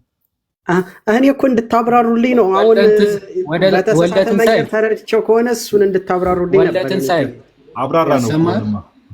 አሁን እኛ ኦርቶዶክሳውያን እንደነገረህ ጋዲ ማለት ነው። ኦንሊ ስክሪፕቸር አይደለም። አሁን የምትጠቅሰውን ጥቅስ ከመጽሐፍ ቅዱስ ጠቅሰ ማለት ነው። አሁን ለምሳሌ ሐዋርያት ሥራ እኔ ምዕራፍ 10 ዝም ብዬ ራሴ አይደለም ምፈታለህ። ኦኬ አባት ጠቀስኩልህ። አሁን አንተ ሐዋርያት ሥራ ምዕራፍ 10 በደስታ ዘይት ቀባህ የሚለውን ኦኬ በስጋው መንፈስ ቅዱስ ክብር ሆኖ ብለህ እንድትፈታ ማን ነው የፈቀደልህ? የትኛው አባት ፈታ ብዬ ነው የምጠይቅህ። ገባ? ዝም ብለህ እንዲህ ስላልክ አላልፍህም ማለት ነው። ማን ነው እንዲህ ብለህ እንድትፈታ የፈቀደልህ? ወይም ደግሞ ማን እንዲህ ብሎ ፈታልህ ብዬ ጠይቃለሁ። እኔ ቅዱስ አትናቴዎስ የፈታበትን አፈታት ነው አምጥቼ ያሳየው። ኦኬ ጥቅሱ ተሰጥቷል፣ ሄደህ ታነባለህ። የትኞቹ ጥቅስ ተጠቅሞ ያንን ብሎ አብራራ የሚለውን አጥንተህ ትመጣለህ። አሁን አንተም መጽሐፍ ቅዱስ ነው የምጠቅሰው ካልክ የትኛው አባት አንተ እንደፈታው አድርጎ ፈታው የሚለው ቀጥዬ ስለምጠይቅ እሱን ካልያዝክ ዝም ብለህ አትጥቀስ። እኔ እንደውም ከአባት ትሰጠኛለህ ብዬ ነበር ያሰብኩት። እንዲህ ሃይማኖት አበው ዘአለመንጾግ ያዚ 2 ምዕራፍ 2 ቁጥር 5 ላይ 2:5 አሁን እኔ እያወራሁ ያለው ስለ ጥምቀቱ ሳይሆን ጊዜ ተዋህዶ ላይ ስለተፈጸመው መክበር ነው። አንብበውና ከዛ ለስጋው ክብር የሆነው መንፈስ ቅዱስ እና ያንንም እያልኩኝ ያለው በቃል ወልደ ትንሣኤ ይሰማል። እሺ በመንፈስ ቅዱስ ሕይወትነት የአዳምን ባህሪ ያከበረው የባህሪ አምላክ ያደረገው ይላል። ስለዚህ ስለ አዳም እኮ ነው የሚናገረው። ቅድም እኮ አልኩህ እኛማ የአዳም ልጆች በመንፈስ ቅዱስ ነው ልጅነትን የምናገኘው። ትክክል። ኦኬ ልጅነትን የምናገኘው ከመንፈስ ቅዱስ ነው። በመንፈስ ቅዱስ እንታተማለን። እኔ ያልኩህ የባህሪ አምላክ ያደረገው ብሎብኝ እኮ ቆይ ማለት የባህሪ አምላክ ነው ክርስቶስ ነው። ክርስቶስ በሰውነቱ አልማስታወቂያ ነው። አዎ እሺ ምዕራፍ ስንት? 2 ቁጥር 5 ምዕራፍ 2 ቁጥር 5 ይኸው ላንብብልህ። እሺ ከቁጥር 1 ጀምሮ ላንብብልህ። 12 ሐዋርያት ምርጥ ዕቃ ጳውሎስ፣ የጌታ ወንድም የተባለ የኢየሩሳሌም ኤጲስቆጶስ ያዕቆብ፣ 7ቱ ዲያቆናት፣ 72ቱ አርድእት ጌታችን ፈጣሪያችን መድኃኒታችን ኢየሱስ ክርስቶስ ለእኛ ለሐዋርያት ያስተማረን ሃይማኖት ከመጽሐፈ ኪዳን የተገኘች ናት። ይህችን ሃይማኖት ምዕመናን ከቅዳሴ በፊት ያንብቧት ይላል። ይህችውም ምዕመናን ከቅዳሴ አስቀድመው የሚያነቧት ጌታችን ፈጣሪያችን መድኃኒታችን ኢየሱስ ክርስቶስ ለደቀ መዛሙርቱ ያስተማራቸውን ሃይማኖት ናት ይልና ቅድመ ዓለም የነበረው ዓለምን አሳልፎ ለዘላለም የሚኖረው ለኩነተ ሥጋ የመጣው ዳግመኛም ይህን ዓለም ለማሳለፍ የሚመጣው የታመመው የሞተው የተቀበረው የተነሳው ከአብ የተገለጠው ጻዕረ ሞትን ያስጠፋው ከሙታን ተለይቶ የተነሳው ነው ይልና በመንፈስ ቅዱስ ሕይወትነት የአዳምን ባህሪ ያከበረው የባህሪ አምላክ ያደረገው እርሱ ነው ይላል። በደንብ አስተውል። አሁን መንፈስ ቅዱስ ነው የባህሪ አምላክ ያደረገው ሳይሆን እርሱ ራሱ ነው የባህሪ አምላክ ያደረገው ነው የሚለው። በደንብ ስማ። በመንፈስ ቅዱስ ምን ሕይወትነት? አዎ የወልድ ሕይወቱ የባህሪ ሕይወቱ ማን ነው? መንፈስ ቅዱስ ነው። በመንፈስ ቅዱስ ሕይወትነት ይልና የአዳምን ባህሪ የአዳምን ባህሪ ያከበረው የባህሪ አምላክ ያደረገው እርሱ ነው ይላል። እርሱ ነው የተባለው እዚህ ጋር ማን ነው? ወልደ ትንሣኤ ያከበረው እዚህ ላይ ቃል ነው። አብም መንፈስ ቅዱስም በማክበር አንድ ናቸው። እዚህ ላይ ግን ስለ ቃል ነው እየተናገረ ያለው። እዚህ ጋር ግን የባህሪ አምላክ ያደረገው እርሱ ነው ይላል። ማን ነው እሱ? ኦኬ በመንፈስ ቅዱስ ህይወትነት አዎ ቃል ምን አድርጎታል? የባህሪ አምላክ አድርጎታል። ትክክል። እኛም የምናምነው እኮ ቃል በተዋህዶ ጊዜ የባህሪ አምላክ ሆኗል ወልድ። በቃ ምን በተገናዝቦ መገናዘብ ግን አለ። በቃል ገንዘብ ነው ስጋ ምን የሆነው አምላክ የሆነው ማለት የባህሪ አምላክ የሆነው በቃል ገንዘብ ማለት ይሄ መገናዘብ የሚለው ይሄን። አንተ ግን በመንፈስ ቅዱስ ነው ካልክ ኦኬ አለ ምን ይሆንብሃል መሰለ በመቀባት ወይም ደግሞ ከቃል ምንም አይነት መገናዘብ የለበትም። ኦኬ ክብሩ የሚሆነው መንፈስ ቅዱስ ነው። ተዋህዶውን ራሱ በጣም ነው የሚያፋልሰው። የተዋህዶው ራሱ ከመንፈስ ቅዱስ ጋር ነው ወይስ ከወልድ ጋር የሚለው ራሱ የሚያምታታ ነው የሚሆነው። የሚያምታታ ግን እንዳልከው በአክባሪነት አብ ወልድ መንፈስ ቅዱስ በአብ ልብነት በወልድ ቃልነት በመንፈስ ቅዱስ እስትንፋስነት ይባላል። ክብር በተለየ አካሉ ለስጋ ክብር የሆነው ግን ማን ነው? ቃል ነው። በቃ ይሄ ለስጋ ክብር የሆነው ቃል አክባሪ አብ ይባላል። ወልድ አይሚን መንፈስ ቅዱስ አክባሪ ይባላል። በተለየ አካሉ ወልድ ግን ለስጋ ምንዱ ነው? ክብሩ ነው። ክብሩ ተብሎ ነው የሚነገርለት ማለት ነው። አይ ቲንክ መሰረት ወይ አንድ እንትን አይ ጥሩ አድርጋ አብራርተዋል። አሁን ሐሳቡም ሲነበብ እንደዛ ነው። ወልደ ትንሣኤ አንድ ጥያቄ እንደው አንድ ሐሳብ ነገር ሪፍሌክት እንድታደርግ የምፈልገው ፊልጵስዩስ መልእክት ምዕራፍ 2 ቁጥር 8 ላይ በዚህ ምክንያት ደግሞ እግዚአብሔር ያለ ልክ ከፍ ከፍ አደረገው ከስምም በላይ ሁሉ ያለውን ስም ሰጠው የሚለው መች ነው? ይሄ ነገር ሀፕን ያደረገው መች ነው? እስኪ አንዴ ድገምልኝ።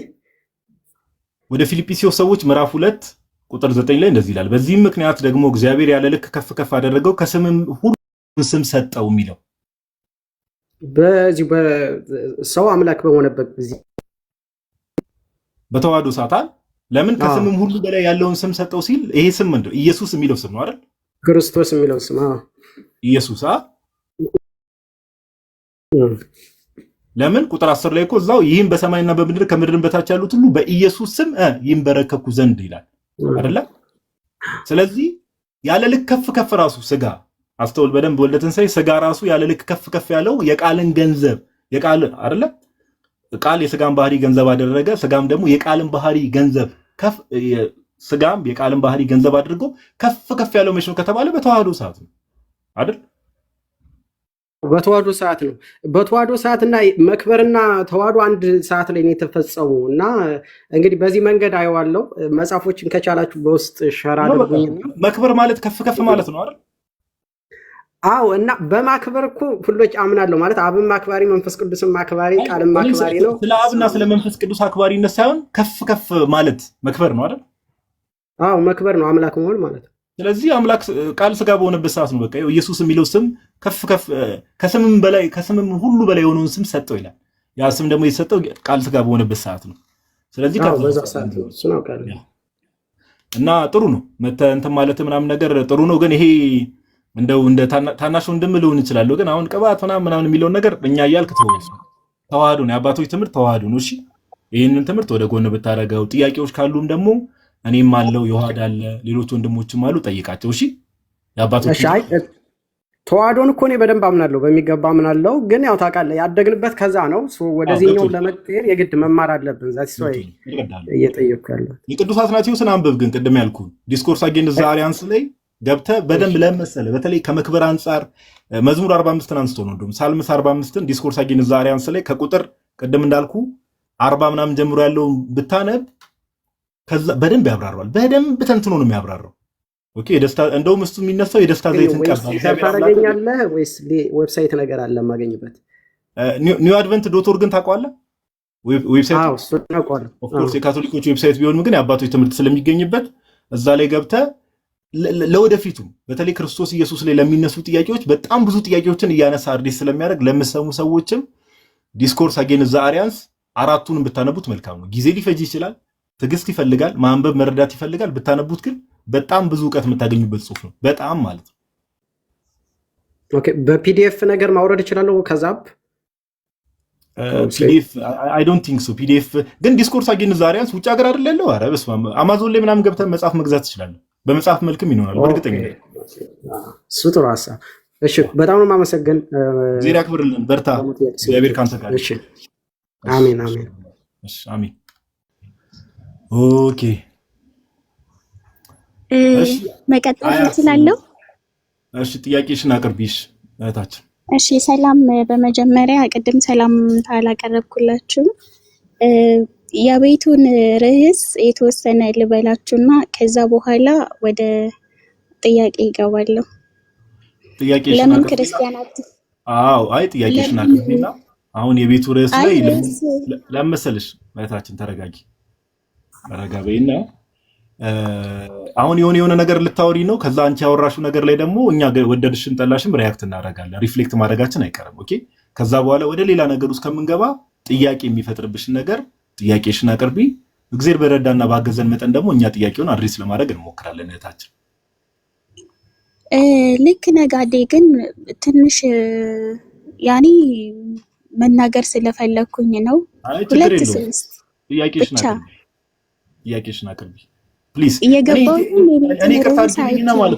ይቅርታ አድርጊልኝና እግዚአብሔር በሚያውቀው ሰው ሲመጣ ኢንቴንሽኑ ያስታውቃል። አንዳንዴ ሰው ሲመጣ ኢንቴንሽኑ ያስታውቃል። ጥያቄ ክርስትና ላይ ለምሳሌ ጥያቄ ያለኝ የምትይ ከሆነ ይኸው ጥያቄሽን እኮ እንቀበል። ደስ ያለሽን ጥያቄ ጠይቂ። እኔ እንኳን የቤቱን ርዕስ አይቼ ነው የገባሁት። ለምን ክርስቲያን አትሆኑም የሚል ነው። ሲቀጥል ደግሞ ያው እሱን ተናግሬ የራሴንም ጥያቄ አቀርባለሁ ብዬ ነው አመጣጤና ለምን ክርስቲያን ሲባል እኮ እህታችን አንዴ ስሚኝና ለምን ክርስቲያን አትሆኑም ሲባል ይሄን ሳይሆን ለምሳሌ ክርስቲያንም አልሆነው በዚህ ምክንያት ነው ይሄ የክርስትና ትምህርት ኦኬ ተቀባይነት የለውም ስትይ እዛ ጥያቄ ላይ ኦኬ ከምን አንፃር ነው ብለን ጠይቅሻለን። እሺ ክርስቲያን ለምን አትሆኝም? የመጀመሪያ ምክንያትሽን አቅርቢ። እሺ መጽሐፍ ቅዱስን በመጀመሪያ መጽሐፍ ቅዱስን ባገላብጠውም ክርስቲያን ሆኚ ወይ ደግሞ ክርስትና ተነሽና ኦርቶዶክስ ሆኚ አይልም መጽሐፍ ቅዱስ። ሁለተኛው ደግሞ ቅዱስ ማለት ክርስቲያን ሆኖ መጽሐፍ ቅዱስ አይልም ስትይ ምን ማለት ነው? እንደዛ መጽሐፍ ቅዱስ ባገላብጠውም ክርስቲያን ሆኖ ክርስቲያን ምን ማለት ነው? የክርስቶስ ተከታይ። መጽሐፍ ቅዱስ ላይ ሰዎች ክርስቲያን ተብሎ ተጠርተዋል? አልተጠሩም? አልተጠሩም። ክርስቲያን ሆኖ አልተባለም። ወይ ክርስቲያን ተብሎ አልተጠሩም ሰዎች መጽሐፍ ቅዱስ ላይ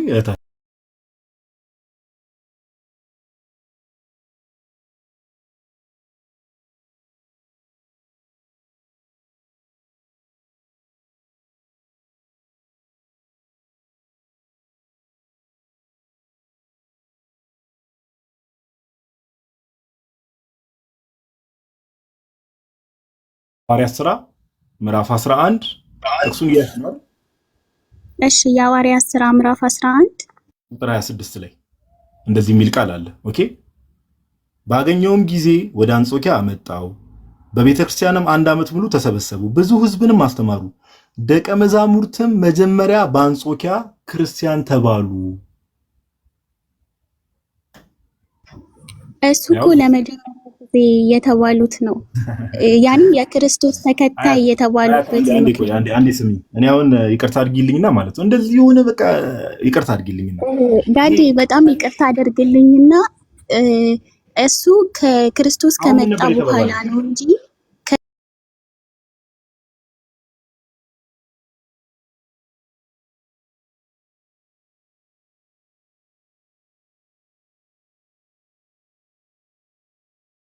አልተጠሩም ብዬ ስጠይቅ ስሙ ስለሆነ የክርስትና ስም ስለሆነ ለምሳሌ ኦርቶዶክስ ከፕሮቴስታንት የሚለየው ስም ስለሆነ ኦርቶዶክስ ማለት ዘራይት ፌዝ ዘራይት ወይ ማለት ነው። እሱ ምንድነው? ቀጥተኛ እምነትና ቀጥተኛ መንገድ ማለት ነው። እሺ እህታችን። እሺ በጣም አመሰግናለሁ ስለ መጀመሪያው ጥያቄ። ሁለተኛው ጥያቄ ደግሞ መጽሐፍ ቅዱስ እርስ በርሱ ይጋጫል። ይሄን ብዙ ወንድሞችም ሲሉ ሰምቻለሁ እና እንዴት አድርጌ ልቀበለው? ለምሳሌ ጥቅስ ልስጥህ? እሺ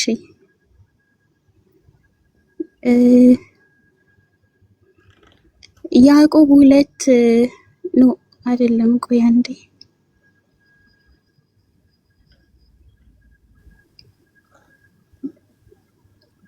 ያዕቆብ 2:24 እና ሮኒ ጥቅሱን ክፈትላት።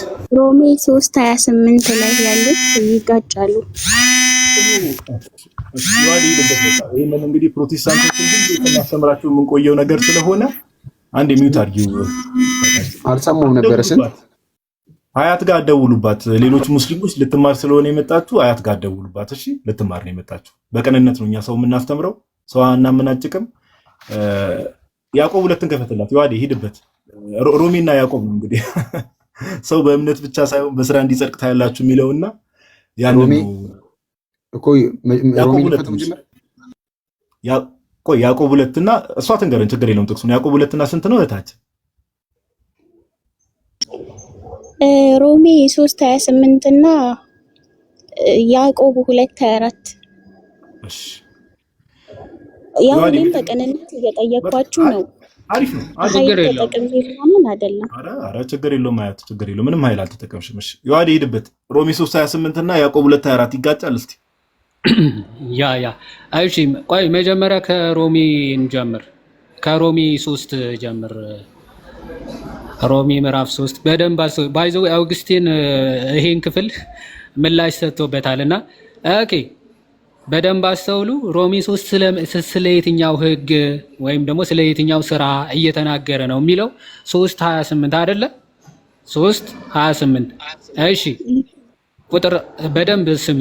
ከቁጥር 27 ጀምሮ ትምክህት እንግዲህ እንዲህ ይላል። ትምክህት እንግዲህ ወዴት ነው?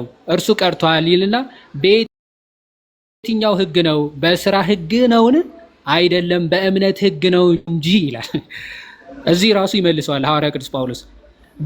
በምን በስራ ህግ ነው ወይስ በእምነት ህግ? አይ ነው በእምነት ህግ ነው።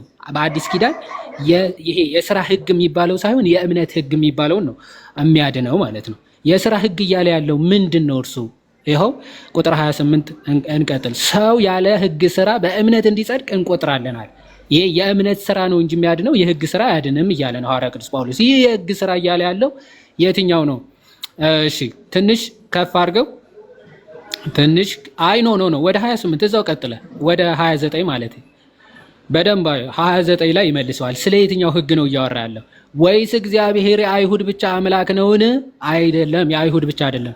የአሕዛብስ ደግሞ አምላክ አይደለምን? ነው እንጂ እያለ ነው። ሪቶሪካል ጥያቄ፣ መልስ ያዘለ ጥያቄ ነው። አሁን አይሁዶች ካልተገረዝክ በስተቀር ድህነት አታገኝም ራሱ የሚል አስተምሮ ይናገሩ ስለነበረ ለነሱ እየመለሰ ነው።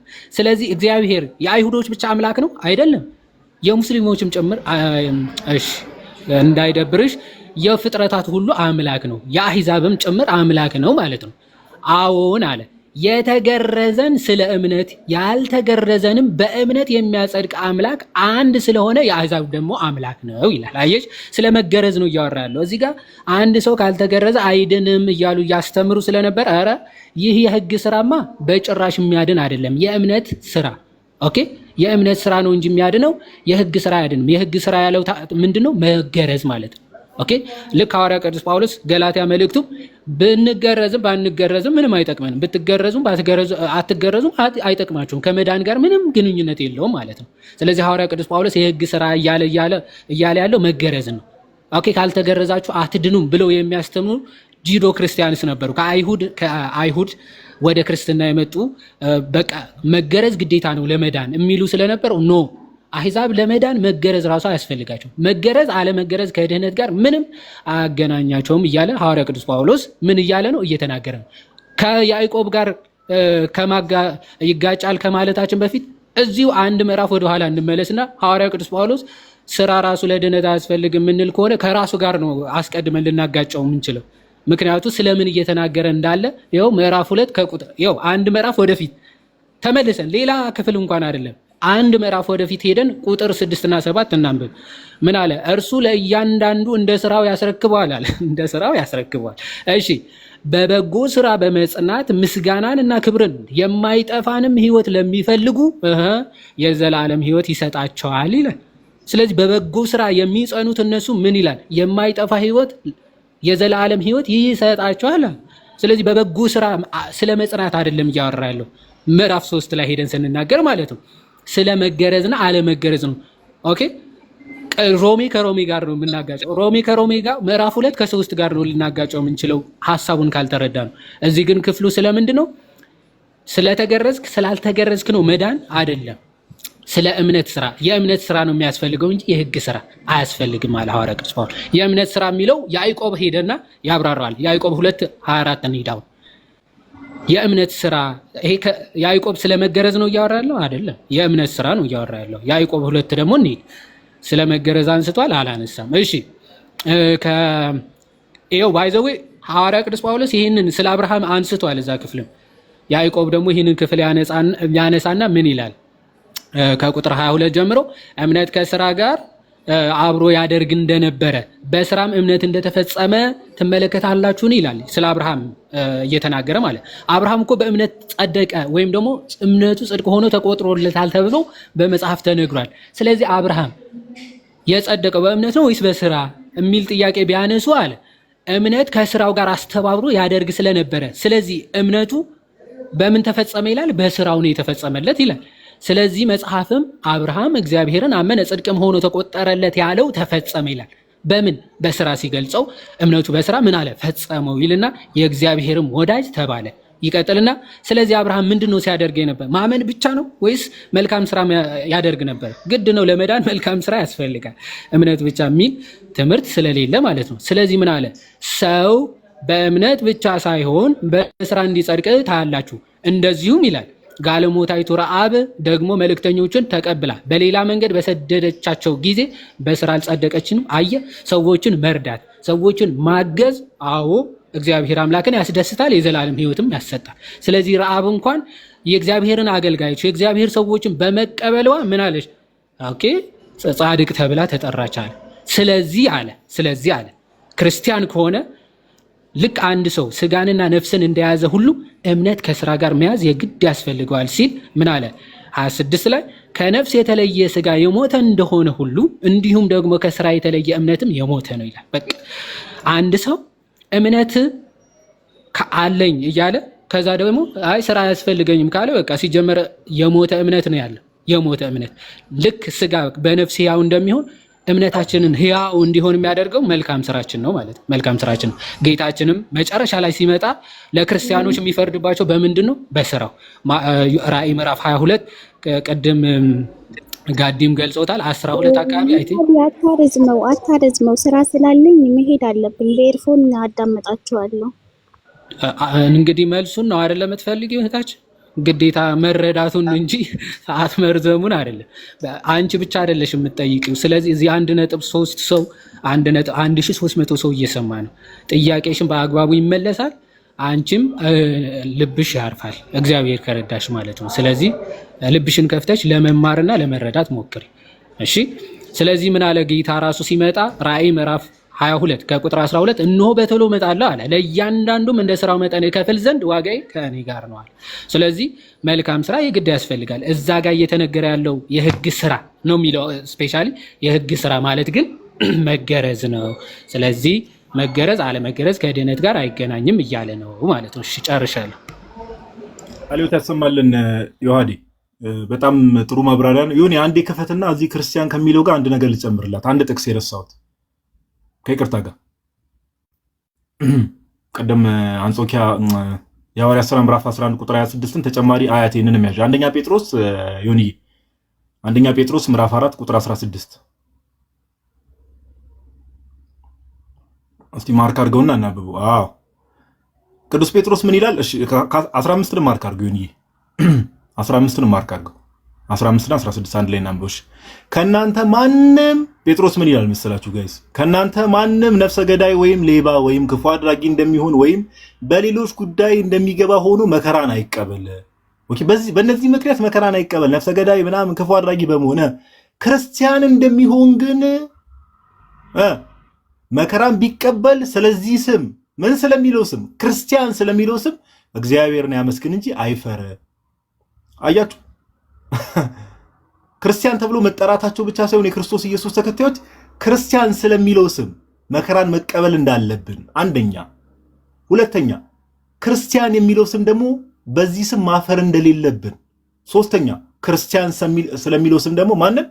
እግዚአብሔር አምላክን ማመስገን እንዳለብን ቅዱስ ጴጥሮስ በአንደኛ ጴጥሮስ መልእክቱ ምዕራፍ 4 ቁጥር 16 ላይ በተጨማሪ ይናገራል። ስለዚህ ክርስቲያን ሁኑ፣ ጭራሽ ክርስቲያን ሆነን መከራ መቀበል እንዳለብን፣ እግዚአብሔርን ማመስገን እንዳለብን፣ ስለዚህ ስም እግዚአብሔርን ማመስገን እንዳለብን፣ ማፈር ሁላ እንደሌለብን መጽሐፍ ቅዱሳችን በግልጽ የሚናገረው ነገር ነውና እህታችን አያት ሁለቱ ጥያቄዎች ተመልሰዋል ብዬ አስባለሁ። ሌላ ጥያቄ ካለሽ ወደሚቀጥለው እንሂድ።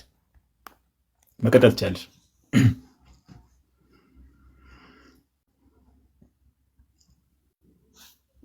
አያት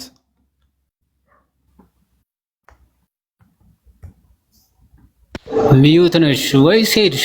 እያወራሽ ከሆነ ሚዩት ነሽ።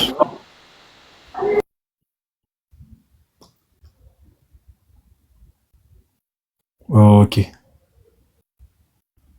አያት አለሽ? ስራ ላይ ሜቢ ልትሆን ትችላለች። ሜቢ አይኛ ከልቧ ሆነ አልሆነ ሳይሆን ጥያቄ ማንም ሰው መጥቶ ሲጠይቅ በሚጠይቁ ሰዎች በእነርሱ በኩል የሚማሩ ሰዎች ስላሉ እዛ ላይ ነው ፎከስ የምናደርገው። ኦኬ እሺ። ስለዚህ ሌላ ጥያቄ የላትም ማለት ነው። በቃ መጥቻለሁኝ አለኝ።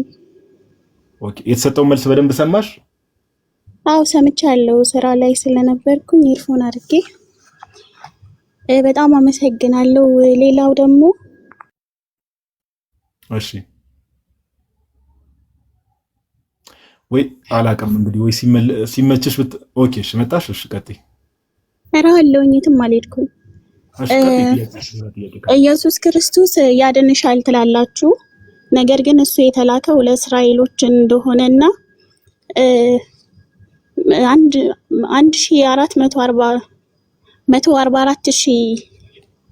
በጣም ይቅርታቸው ክዬ ስራ እየሰራው ስለነበር 144,000 እስራኤላውያን ብቻ ናቸው ብሎ ነው። የምር አትሳቁ። ከታች ስራ ላይ ሆኜ ነው ትንፋሽ ያጠረው። አይ ኮሜንት ላይ እንትን አትበሉ፣ ችግር የለውም። 144,000 እስራኤላውያን የሚለውን ኬት አመጣሽው? መጽሐፍ ቅዱስ ላይ ያለ እሱ ነው። ምን ላይ? ራእይ 14 ከ1 እስከ 5 ላይ። እሺ እኔ ራእይ 7ን ክፈትልኝ። 144,000 የሚለውን እንዴት እንደምንፈታው እዛው መጽሐፍ ቅዱሳችን በዚህ ሲመጡበት በዚህ መልስ ስለሚሰጥ ኮሜንት ላይ አትሳደቡ። እሺ ጋይስ ራእይ 7ን ክፈት። ዮኒዬ ራእይ 7 ከአራት ጀምሮ ያለውን ማርክ አድርግ እስከ 9 አጠር እያደረጋችሁ ብትመልሱልኝ ደስ ይለኛል። ይሄ የወጣውበት ነው እንጂ የራሴ ጥያቄ አይደለም። ገና ጥያቄን እጠይቃለሁ ፈቃደኛ ከሆነ። ችግር የለውም አይታችሁ የወጣውበት ነው አልሽ። የራሴ ጥያቄ ምንም ብትይ ችግር የለውም። እግዚአብሔር በረዳን ባገዘን መጠን። እሺ አሁን በደንብ ተከታታይ። እሺ ታች ያላችሁ ሰዎችን በደንብ ስሙ። ይሄ ሙስሊሞች ብቻ ሳይሆኑ ጆቫ ዊትነሶችም እንደዚህ አይነት አርጊውመንት ስለሚያነሱ ዮሐንስ ራእይ ምዕራፍ 7 ቁጥር 4 ላይ ቆይ ኮሜንት ይጥፋ። ኮሜንት እናጥፋ መሰለኝ፣ ሐሳብ ይሰርቃል አንዳንዴ ሰው። እሺ ዮሐንስ ራእይ ምዕራፍ 7 ላይ ከቁጥር 4 ጀምሮ እኔ ከዚህ ከስልክ ያነበዋለሁ። የዮኒን ስክሪን ተመልከቱ። ቁጥር 4 ላይ እንደዚህ ይላል፣ የታተሙትንም ቁጥር ሰማሁ። በደንብ ስሙ። ከእስራኤል ልጆች ነገድ ሁሉ የታተሙት ስንት ነበሩ? 144,000 ነበሩ። ይሄን ነው አይደል አያት ያልሽው?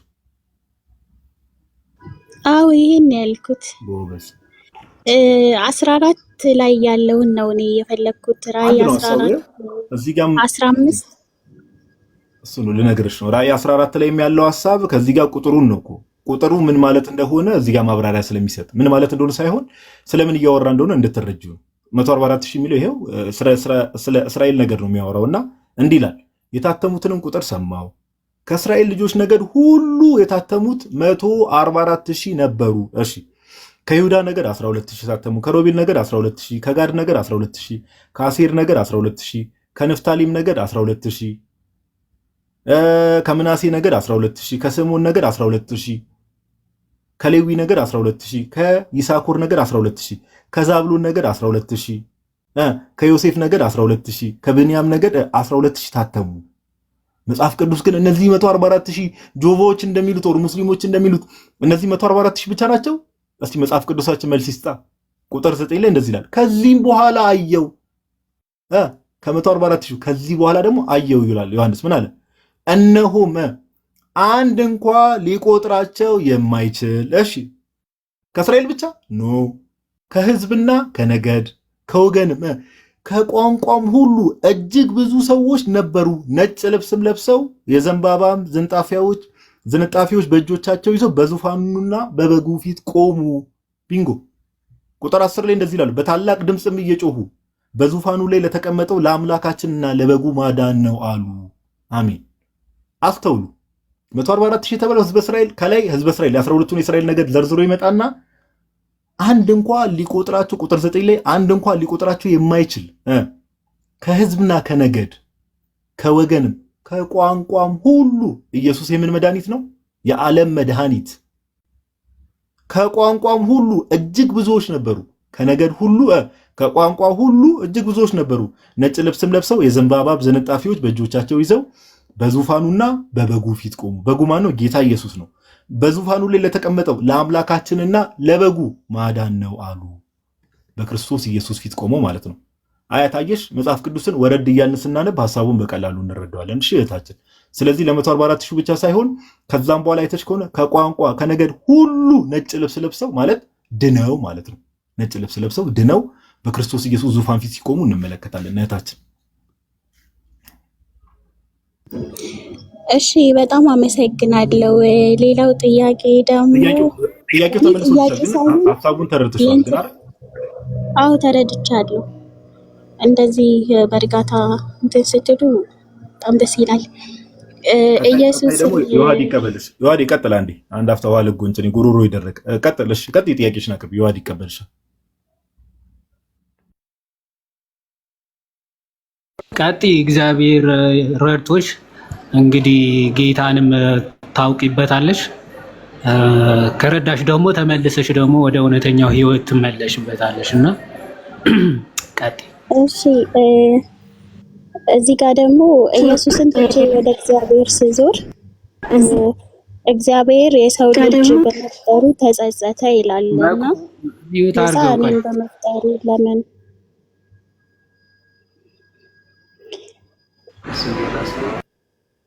ኢየሱስን ትቼ ወደ እግዚአብሔር ስዞር አልኩኝ።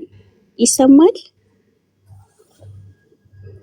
እግዚአብሔርም የሰው ልጅ በመፍጠሩ መጸጸቱን ይነግረኛልና አይፈልገኝም ብዬ ነው የተውኩት፣ ከተጸጸተ እኔም በመፍጠሩ። ለዚህ እስኪ የሆነ ነገር በሉኝ።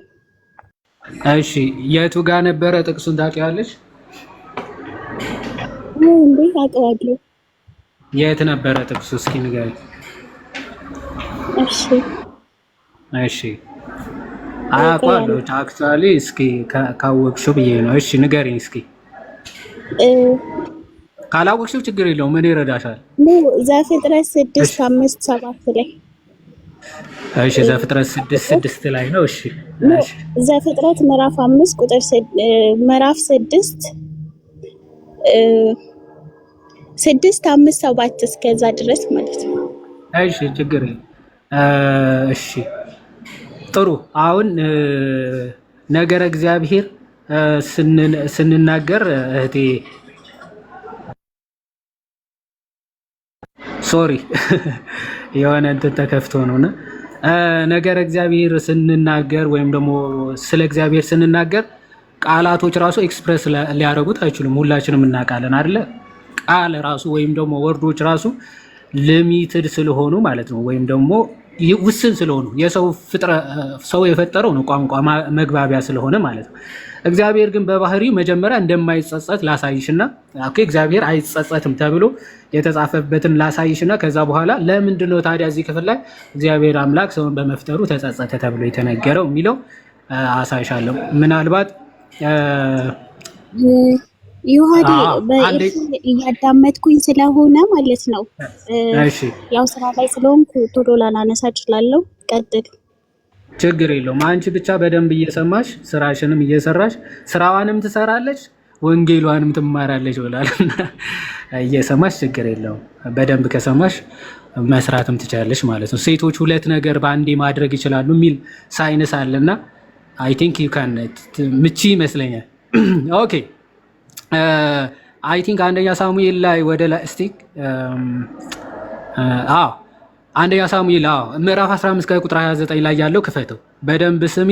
ሀያት የእስራኤል ኃያል ኦኬ መጀመሪያ 28 ላይ ሳሙኤልም እግዚአብሔር የእስራኤልን መንግስት ዛሬ ከአንተ ቀደዳት፣ ከአንተም ለሚሻል ለጎረቤት አሳልፎ ሰጣት ይልና የእስራኤል ኃያል እንደ ሰው የሚጸጸት አይደለምና አይዋሽም አይጸጸትም አለው ይላል። ስለዚህ እግዚአብሔር የእስራኤል ኃያል የእስራኤል አምላክ እግዚአብሔር እንደ ሰው የሚጸጸት ነው በጭራሽ አይደለምና ሊዋሽ ይችላል አይዋሽምና አይጸጸትምም ተብሎ ተጻፈ። እሺ አንድ ጥቅስ እንጨምርላት ዮኒ እዛው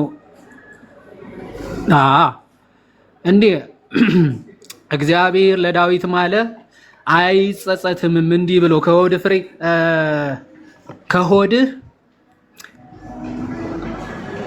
ከሆድ ቆይ አንዴ እሺ እግዚአብሔር ለዳዊት በእውነት ማለ አይጸጸትም እንዲህ ብሎ ከሆድ ፍሬ በዙፋኑ ላይ አስቀምጣለሁ ብሎ ኦፍ ኮርስ እግዚአብሔር የተናገረውን ነገር እንደ ጸጸት እንደሌለበት ተናግሯል። ቆይ ዘዳግም ላይ ያለ አንድ ክፍል እስቲ ወደ ላይ ዘዳግም ቆይ አንዴ ክፍሉን ላውጣና ልንገርህ።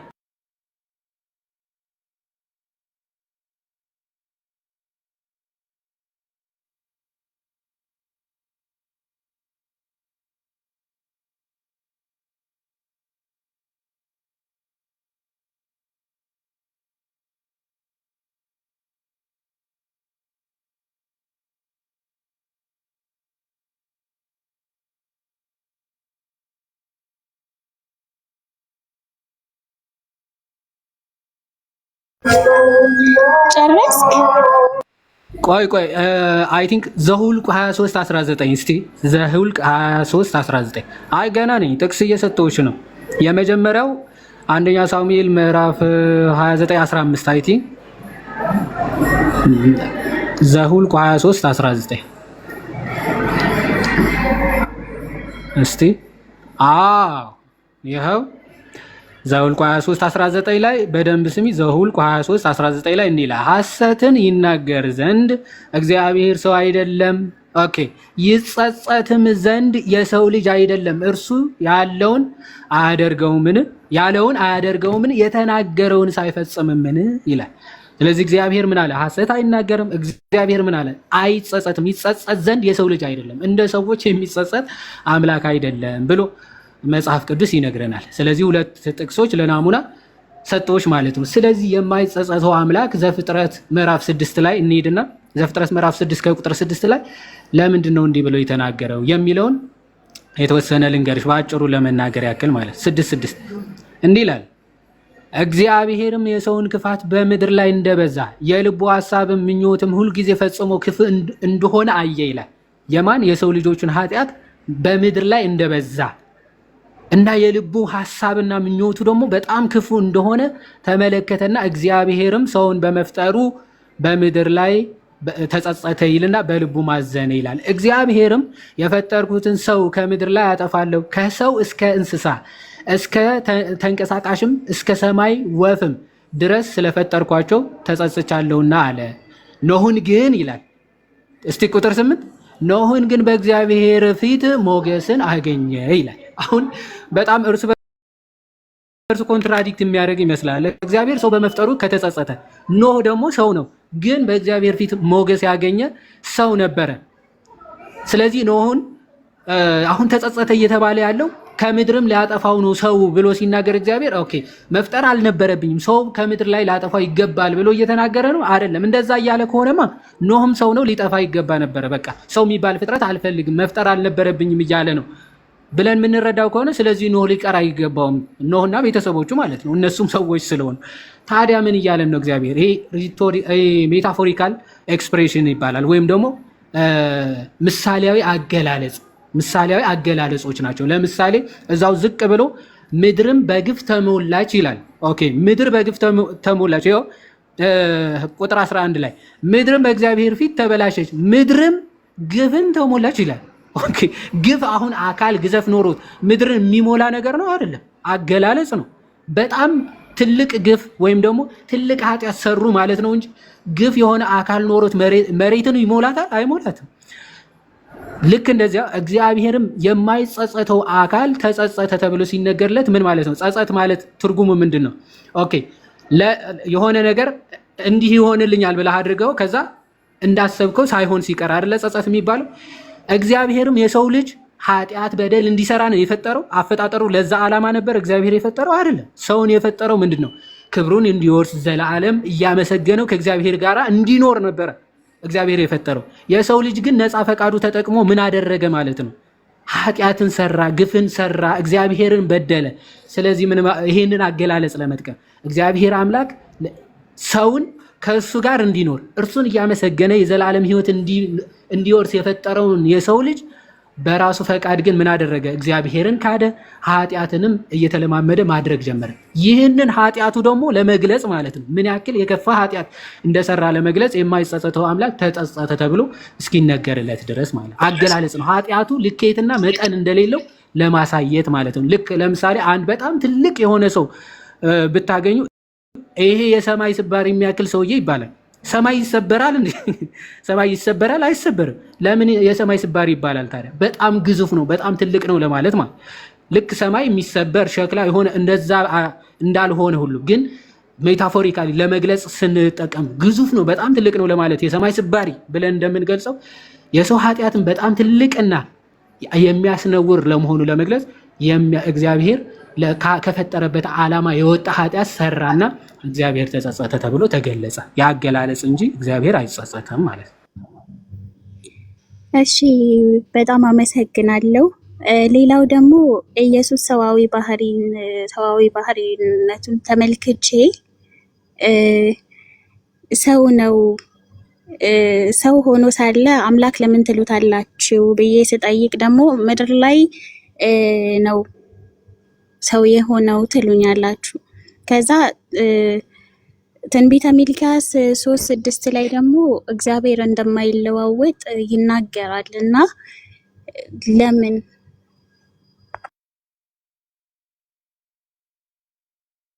ማማይ አለሽ? ያው እንግዲህ እየጠየቀች ያለችው እህት ስለሆነች ለእህቶች እድል ልስጥ።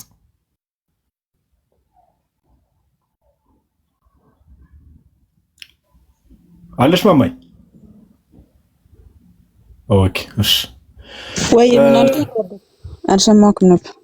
ጥያቄውን ሰምተሻል? ሜቢ ወይ አልሰማሁትም፣ ወጣ ብዬ ነበር። በጣም ይቅርታ። ማውራት ትችያለሽ? ማውራት የምትችይ ከሆነ እድል ልስጥሽ ብዬ ነው። የምትችይበት ቦታ ብዙ ትንሽ ልቆይና ማውራት እችላለሁ፣ ግን አልችልም። እሺ እህታችን ምን መሰለሽ፣ አምላክ ሰው ሆነ ስንል አምላክ ተለውጦ በደንብ ስሙ የምትሰሙ ሰዎችም አምላክ ሰው ሆነ ቃል ስጋ ሆነ ስንል እንደው ተለውጦ እያልን አይደለም። ኦኬ ተለውጦ ወይ ደግሞ አምላክነት ሙሉ ለሙሉ ኮንቨርት አድርጎ ሰው ሆነ እያልን ሳይሆን የሰውን ባህሪ ቃል ስጋ ሆነ ስንል ወይ አምላክ ሰው ሆነ ስንል የሰውን ስጋ ኦኬ የሰውን ስጋ ገንዘብ አደረገ፣ የራሱ አደረገ ማለት ነው። ለምን መዳን የሚፈልግ ሰው በድሎ ነበረ፣ ሰው ወድቆ ነበረ። መዳን የሚፈልገው ማን ነበር? ሰው ነበረ። ስለዚህ አምላክ ሰው አሁን እግዚአብሔር አይለወጥም ሲባል ኦፍ ኮርስ እግዚአብሔር በባህሪው አይለወጥም። በባህሪው እግዚአብሔር አይለወጥም። አሁንም እንናገራለን። እግዚአብሔር ግን ተለውጦ አይደለም። አምላክ ተለውጦ አይደለም ሰው የሆነው። አምላክ አምላክነቱን ሳይተው እኛ ክርስቲያኖች ለምሳሌ አምላክ ሰው ሆነ፣ አምላክ ስጋ ሆነ፣ ቃል ስጋ ሆነ ስንል እንደው አምላክነቱን ትቶ ኦኬ አምላክነቱን ትቶ ምድር ላይ ሲመጣ እንደው ሙሉ ለሙሉ ወደ ስጋነት ተለወጠ፣ ስጋ ብቻ ነበረ፣ ሰው ብቻ ነበረ ብለን አይደለም እናምነው። ጌታችን ኢየሱስ ምድር ላይ በነበረ ሰዓት ላይ ፍጹም አምላክ ፍጹም ሰው ነው። ፍጹም አምላክ ፍጹም ሰው አምላክነቱን ሳይተው የአምላክነት ባህሪውን ይዞ መጥተው የሰውን ባህሪ ከመቤታችን ከድንግል ማርያም ስጋ ነስቶ ኦኬ የስጋን ባህሪ የራሱ አደረገ፣ ገንዘብ አደረገ። እዚህ ጋር ጥያቄ አለኝ። ባህሪው ማይለዋወጥ ከሆነ ማለት ነው ኢየሱስ ክርስቶስ ያኔ ሰው ነው፣ ሰው ሆኖም አምላክም ጭምር ነው። ትንቢተ ሚልክያ ላይ ምንድን ነው የሚለው? ምዕራፍ 3 ቁጥር 6 ነው አይደል ያልሽ? አዎ 3:6 ላይ እግዚአብሔር አይለወጥም ይላል። አይለወጥም ነው የሚለው። ኦፍኮ እግዚአብሔር አይለወጥም። አይለወጥም። ልክ እሺ አይለወጥም ከተባለ ምድር ላይ ኢየሱስ ክርስቶስ ሰው ነው፣ ከዛ በኋላ ደግሞ አምላክም ነው ትላላችሁ። እሺ ምድር ላይ ሰው ሆኖ አምላክም ከሆነ ከነ አምላክነቱ ነው ወይ የተሰቀለው? ኦኬ እሺ መጽሐፍ ቅዱሳችን ሲናገር አንዴ ከነ አምላክነቱ ከተሰቀለ አብና መንፈስ ቅዱስ አብረውት አሉ ማለት ነው። አንድ ላይ አንድ አምላክ ብላችሁ ስለምታምኑ። ኦኬ እሺ ታች ያላችሁ ሰዎችን በደንብ ስሙ። ቀደም ያልኩት ነገር በደንብ ግልጽ ሊሆን ይገባል። እግዚአብሔር ይለወጣል? አይለወጥም። አይለወጥም። እግዚአብሔር በባህሪው የእግዚአብሔር ባህሪ አይለወጥም። እግዚአብሔር በባህሪው የሚለወጥ አይደለም። ኦኬ እግዚአብሔር ባህሪው የሚለወጥ ከሆነ ሲጀምር አንደኛ ዘላለማዊ ኢተርናል ነው ብለን ስለ እግዚአብሔር ዘላለማዊ ነው ብለን መናገርም አንችልም። የሚለወጥ ከሆነ እግዚአብሔር አሁን በደንብ ስሙ። እኛ ክርስቲያኖች አንድ አምላክ በሚሆን በአብ በወልድ በመንፈስ ቅዱስ እናምናለን። አንድ መለኮት ውስጥ ወይ ደግሞ አንድ ጋድ ሄድ እግዚአብሔር የምንለው ኦኬ እግዚአብሔር ምንድነው? የመለኮት ስም ነው። ኦኬ አንድ እግዚአብሔር ስንል በዛ የመለኮት ስም ውስጥ 3 አካላት አሉ፣ እንዳይረሳ 3 አካላት አሉ።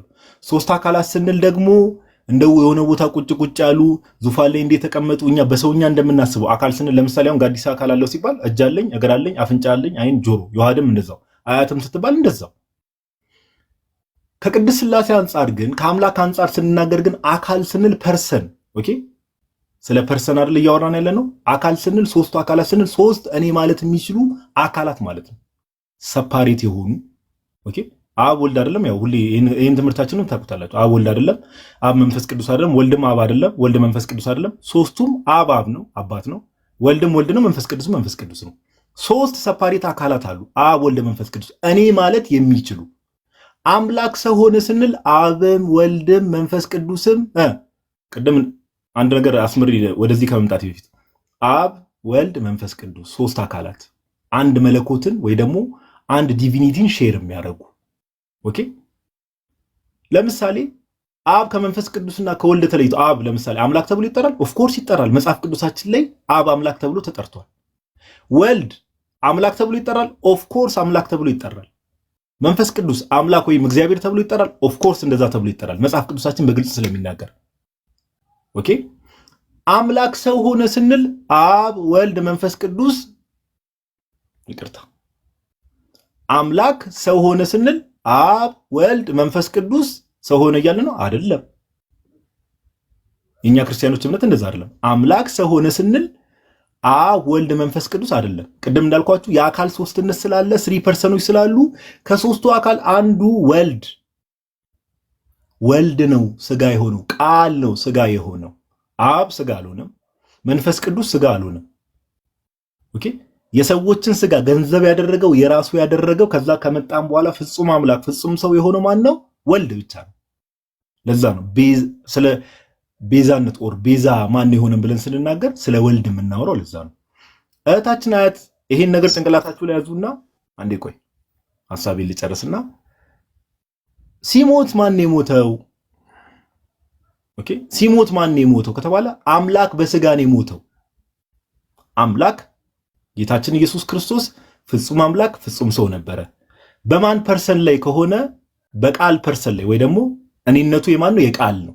ኦኬ አምላክ በምንድን መጽሐፍ ቅዱሳችን ቅዱስ ጴጥሮስ ይናገራል በግልጽ አምላክ በስጋ ሞተ። የስጋን ባህሪ ገንዘብ እንደማድረጉ የራሱ እንደማድረጉ አምላክ በምኑ በስጋው ሞተ ይላል መጽሐፍ ቅዱስ። ስጋ ሞተ ብቻ አይልም፣ አምላክ በስጋ ሞተ። አምላክ በስጋ ሞተ ስንል ግን አብና መንፈስ ቅዱስ አብረው ሞቱ ተሰቀሉ ማለት እንችላለን? አንችልም። አምላክ ሰው ሆነ ቅድም ብለን ስንናገር ራሱ ምን ተባብለናል ጋይስ? ከ3ቱ አካላት አንዱ አካል ነው ሰፓሬትሊ ዓለምን ለማዳን ለቤዛነት የመጣው ማን ስለሆነ? ወልድ ብቻ ስለሆነ። ስለዚህ አምላክ ሰው ሆነ ስንል ወልድ ነው ሰው የሆነው፣ ወልድ ነው የሰውን ስጋ ገንዘብ ያደረገው ከመቤታችን ብለን ከተናገር፣ አምላክ በስጋ ሞተ ስንልም ደግሞ ወልድ ነው በስጋ የሞተው ሰፓሬት በሆነ ፐርሰኑ። አብና መንፈስ ቅዱስ ስጋ ገንዘብ ስላላደረጉ አልተሰቀሉም፣ አልሞቱም። ወልድም ሞተ ብለን ስንናገር በምንድን ነው? በስጋው የስጋን ባህሪ የራሱ ስላደረገ ኦኬ የስጋን ባህሪ የራሱ ስላደረገ በቃል ፐርሰን ላይ ኦኬ በቃል ፕሮሶፖን ወይ በቃል ፐርሰን ላይ የስጋን ባህሪ ገንዘብ ስላደረገ አምላክ በስጋ ሞተ ብለን እናገራለን። አሁንም ደግሞ አለው አምላክ በስጋ ሞተ ስንል ግን አብና መንፈስ ቅዱስ አብረው ነበሩ። የቤዛነት ስራው ላይ አብረው ሞተዋል ማለት በፍጹም አይደለም። እህታችን አያት ይሄ ነው የክርስቲያኖች እምነትም ትምህርት። እሺ ስለዚህ ኢየሱስ ክርስቶስ በስጋው ብቻ ነው የሞተው ማለት ነው። አምላክነቱ አልሞተም። አምላክነት ሊሞት አይችልም። አምላክነት እኮ ባህሪ ነው። በስጋው እኮ እያልን የምንናገረው ለዛ ነው። በስጋው የስጋን ባህሪ ገንዘብ ስላደረገ ያ ኢመዋቴ የነበረው መዋቴ ሆነ እያልን የምንናገረው ለዛ ነው። ባይዘው አምላክነትማ በባህሪ ፍጹም ሰውና ፍጹም አምላክ ሲባል ፍጹም የሆነ ነገር ያው ታውቃለህ፣ የሆነ ለምሳሌ አንተ ፍጹም ነህ፣ ፍጹም ውስጥ ደግሞ ሌላ ፍጹም አይገባም። ፍጹም ሰው ከተባለ ፍጹም ሰው ብቻ ነው ሊሆን የሚችለው። ፍጹም አምላክ ከተባለ ደግሞ ፍጹም አምላክ ብቻ ነው ሊሆን የሚችለው። እና ይሄ ሁለቱ ነገር እንዴት አንድ ልታደርጉ ቻላችሁ? ለምሳሌ ሰውም ነው አምላክም ነው፣ በሰውኛም ፍጹም ነው በአምላክነቱም ፍጹም ነው ማለት ይቻላል? እንዴት? ምን ማለት መሰለሽ፣ ሁለት አካላትን እያልን አይደለም። አሁንም አካል የሚለው ነገር ላይ በደንብ ጆሮ ሰጣችሁ ስሙ ነው። ኦኬ፣ ከአካል አንጻር ስናወራ የቃል አካል ነው። እኔ ባይነቱ የቃል እኔ ባይነት ነው። ያ የቃል እኔ ብሎ የሚናገረው ኦኬ፣ ከአብ ጋር የነበረው ከመጀመሪያው የነበረው ያ የህይወት ቃል ብሎ ዮሐንስ አንደኛ ዮሐንስ መልእክት ምዕራፍ 1 ላይ እንደሚናገረው ያ እኔ ባይ የነበረው ቃል ነው ስጋን ገንዘብ ያደረገው። ፍጹም አምላክ ፍጹም ሰው ስንል ምንድነው? የአምላክነት ባህሪ ሙሉ ለሙሉ አለው፣ የሰውነት ባህሪ ሙሉ ለሙሉ አለው ማለት ነው። በቃ የአምላክነት ባህሪ የሰውነት ባህሪ ከሁለት ባህሪ አንድ ባህሪ በተዋህዶ የምንለው እኮ ይሄንን ነው። ኦኬ እንጂ ሁለት አካላት ለምሳሌ ስሙኝ በደንብ አምላክነት እኔ የሚል ቃል ነበረ፣ ስጋም ደግሞ እንደው ከተዋህዶ በፊት እኔ ብሎ ስጋ ይኖር ነበረ። ሁለቱ የሆኑ ሁለት የተለያዩ ሰዎች እንዲህ እንደዛ ማለታችን አይደለም። ፍጹም አምላክ ፍጹም ሰው ብለን ስንናገር የዳዊት ስርና ዘር ነኝ ብሎ ጌታ እንደተናገረው ማለት ነው። የዳዊት ስርና ዘር ነኝ ብሎ ራእይ ላይ ተናግሯል። ለምሳሌ ጌታችን ኢየሱስ የዳዊት ስር ነኝ ብሎ ሲናገር ኦኬ ዳዊትን ያስገኘው አምላክ እንደመሆኑ ዳዊትን ያስገኘው የፈጠረው እሱ እንደመሆኑ፣ የዳዊት ዘር ነኝ ብሎ ሲናገር ደግሞ በስጋ ያ የነሳው ስጋ ከድንግል ማርያም የነሳው ስጋ በዳዊት የዘር ሐረግ የመጣ ስለሆነ የዳዊት ልጅ ተብሎ ሲጠራ እንመለከታለን። ስለዚህ ፍጹም አምላክ ፍጹም ሰው ስንል የአምላክነት ባህሪ አለ፣ የሰውነት ባህሪም አለ። የአምላክነት ባህሪ ወደ ሰውነት ባህሪ ሳይለወጥ የአምላክነትም የሰውነትን ባህሪ ያለመጠፋፋት፣ ያለመደበላለቅ፣ ያለመቀላቀል በተዋህዶ በተሐቅቦ አንድ ሆኗል ብለን እየተናገርን ነው። ፍጹም አምላክ ፍጹም ሰው ማለት ይሄ ነው። ኦኬ እንጂ ሁለት አካላት ለምሳሌ እኔ ጋዲሳ ለምሳሌ አንድ ፐርሰን ነኝ፣ አያት እዚህ ጋር አለች፣ እሷም አንድ ፐርሰን ናት፣ አንድ ሰው ናት። ሁለታችን እንደው ተጨፍልቀን አንድ ሆንን እያልን አይደለም፣ እንደዛ አይደለም። እኔና አያት ለምሳሌ ሁለት የተለያዩ አካላት ነን። ሁለት እኔ ማለት የምንችል ሁለት የተለያየን አካላት ነን። ተጨፍልቆ አንድ ሆነ እያልን አይደለም። በክርስቶስ ኢየሱስ ግን ለጌታችን ለኢየሱስ ስንናገር እኔነት የማን ነው? የቃል ነው።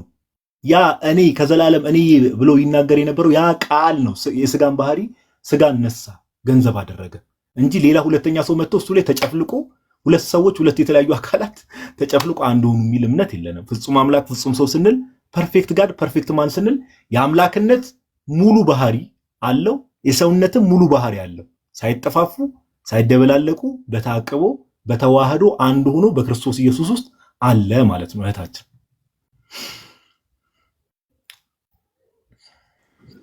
እሺ የዘሌዋውያን ላይ ደግሞ አንድ ጥያቄ አሁን ገብቶሻል?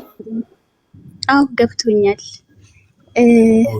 አሁን ስንት ሰዓት ሆነ? ሰዓት ግን ለ2-5 ጉዳይሽ ለሌሎችም እድል ሰጥ ይዋዲ አለ አላቅም። ብቻዬን እንዳላወራ ደግሞ ረጅም ሰዓት እያወራው ስለነበር ጨርስ። ይዋዲ መንገር ላይ ነውና ጋዲ አንተ ጨርስ። ሰዓትም ኦልሬዲ 10 ሰዓት አካባቢ ነው የገባሁትና 4 ሰዓት ሆነ ላይቭ ከገባሁሽ። ቀጥይሽ ምን ወደ እግዚአብሔር ጉባኤ የማይገቡ ሰዎች አሉ። ለምሳሌ እንደ አፍንጫ ደፍጣጣ፣ እንደ አካል ሰባራ፣ እንደዛ መሰለኝ አካል ጉዳተኞች እንደዛ። እንዲሁም ጥቅሱን ንገሪኝ እስቲ። ሙሉውን ማንበብ ስላለብን ማለት ነው። አሁን መጽሐፍ ቅዱስን ጥራዝ ነጠቃ እናደርገው ሙሉውን ሐሳቡን ማንበብ ስላለብን። እሺ 21 ቁጥር 16 ጀምሮ ያለው ነው ጋር ተከታተልሽ ማማይ ወይስ ቀጥይ? በቃ እሺ ማማይ ጥቅሱን ስለምታውቀው ቀጥይ ማማይ። ብቻዬን ከማወራሽ ቀጥይ ማማይ። እሺ ያዴም ተመልሷል። ያዴ ትሄድበታለህ? ምንድነው ጥያቄሽ? ሀያት እሺ ጥያቄውን ታቀርብና እሺ አቅርቢ ጥያቄ። ጥያቄ ወደ እግዚአብሔር ጉባኤ የማይገቡ ሰዎች አሉ። ለምሳሌ እንደ አፍንጫ ደፍጣጣ፣ አካል ጉዳተኛ፣ እጀ ሰባራ ምናምን የሚል ሙሴም እግዚአብሔርን እንዲህ ብሎ ተናገረው ብሎ ነው የሚጀምረው። ቆይ ላውጣው እስኪ።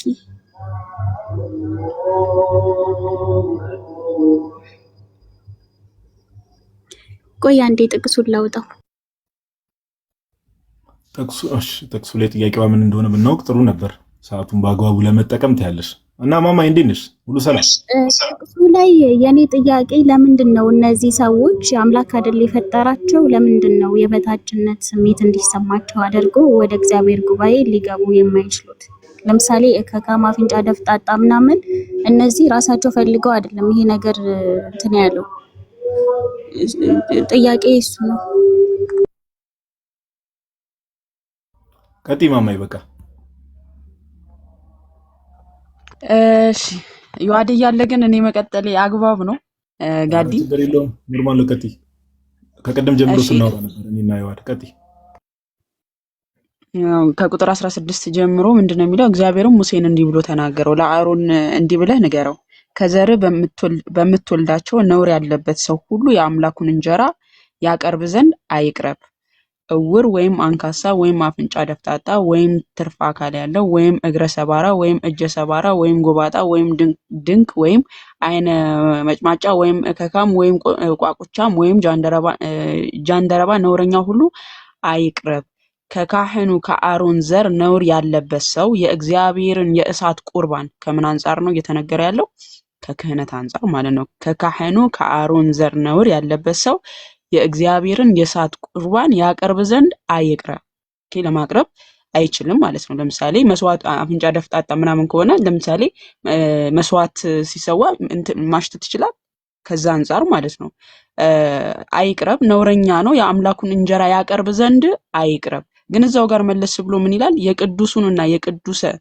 የቅዱሱንና ቅዱሳኑን የአምላኩን እንጀራ ይብላ ይላል። እዛው ጋር እንትን የሚለውን እንጀራ ግን ይብላ። ነገር ግን ለክህነቱ ለአገልግሎት ግን እንደዚህ አይነት ሰው አይሆንም። ለምሳሌ እግረ ሰባራ ምንድነው የሚባለው? ከክህነት አገልግሎት አንጻር ለምሳሌ ምንድነው ይሄ የሚያቀብሉት? ምንድነው ስሙ ጠፋኝ። እሱን ለማቀበል ለምሳሌ እግረ ሰባራ አንካሳ ምናምን ከሆነ ይህን ለአገልግሎት አይችልም። ከብሉይ ኪዳን ክህነት አንጻር ደግሞ በብሉይ ኪዳን ክርስቶስ ኢየሱስ ሊመጣ ላለው ምሳሌ ስለሆነ የብሉይ ኪዳኑ ካህን በጣም ንጽህና ያስፈልጋል። በጣም ከአገልግሎቱ አንጻር ማለት ነው። ስለዚህ አፍንጫ ደፍጣጣ የተባለው ከመስዋዕቱ አንጻር ለማቅረብ ስለማይመች ለምሳሌ ንጹህ መሆን ያስፈልጋል። በነገራችን ላይ በአዲስ ኪዳንም አንድ ካህን ከቆሰለ እኮ አገልግሎት ማገልገል አይችልም። አገልግሎቱን መስራት አይችልም። እና የተነገረው ከምን አንጻር ነው? ከክህነቱ አንጻር ለአገልግሎት ስለማይመች ነው እንጂ እግዚአብሔር ስለተጸየፋቸው ወይም ደግሞ እሱ ፈጥሯቸው ስለማይፈልጋቸው አይደለም። ስለሚፈልጋቸውማ ምን አለ? የቅዱሱና ቅዱሳኑን የአምላኩን እንጀራ ይብላ። ነገር ግን አለ ነውረኛ ነውና መቅደሶችን እንዳያረክስ ወደ መጋረጃው አይግባ፣ ወደ መሰዊያው አይቅረብ፣ የምቀድሳቸው እኔ እግዚአብሔር ነኝ አለ። ስለዚህ ከምን አንጻር ነው? ቁጥር 21 ላይ ከክህነት አንጻር ያቀርብ ዘንድ የቁርባኑን ያቀርብ ዘንድ አይቅረብ ብሎ ከክህነቱ አንጻር ነው። ምክንያቱም እነዚህ ሰዎች ለክህነት አገልግሎት ስለማይመቹ ማለት ነው። ሲቀጥል ደግሞ ንጹህ የሆነ ካህን ነው ሊያገለግል የሚችለው። ለምን? የብሉይ ኪዳን ካህን ሊመጣ ላለው ለክርስቶስ ኢየሱስ ምሳሌ ሆኖ ስለሆነ ሲያገለግል የነበረው ማለት ነው። ከዛ አንጻር ምናልባት የምትጨምሩላት ካለ እንትን በሉላት።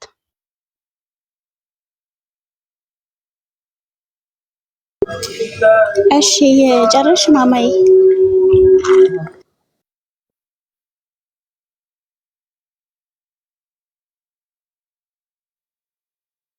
ጥያቄ ያለሽ ሀያት? አሁን ተመጣጣው አው ያሁኑ ላይ ጥያቄ የለኝም። እሺ እነሱ እንደዛ ከሆኑ ማለት ነው ዘዳግም 23 አንድ ላይ ያለው ጥቅስ ደግሞ እንትን የተቆረጠ ምናምን እያለ ስለ ወንድሞች ነው የሚያወራው። እሱስ እንዴት ነው? ሰው አይደለ ወይ? ወደ እግዚአብሔር ጉባኤ አይግባ ይላል።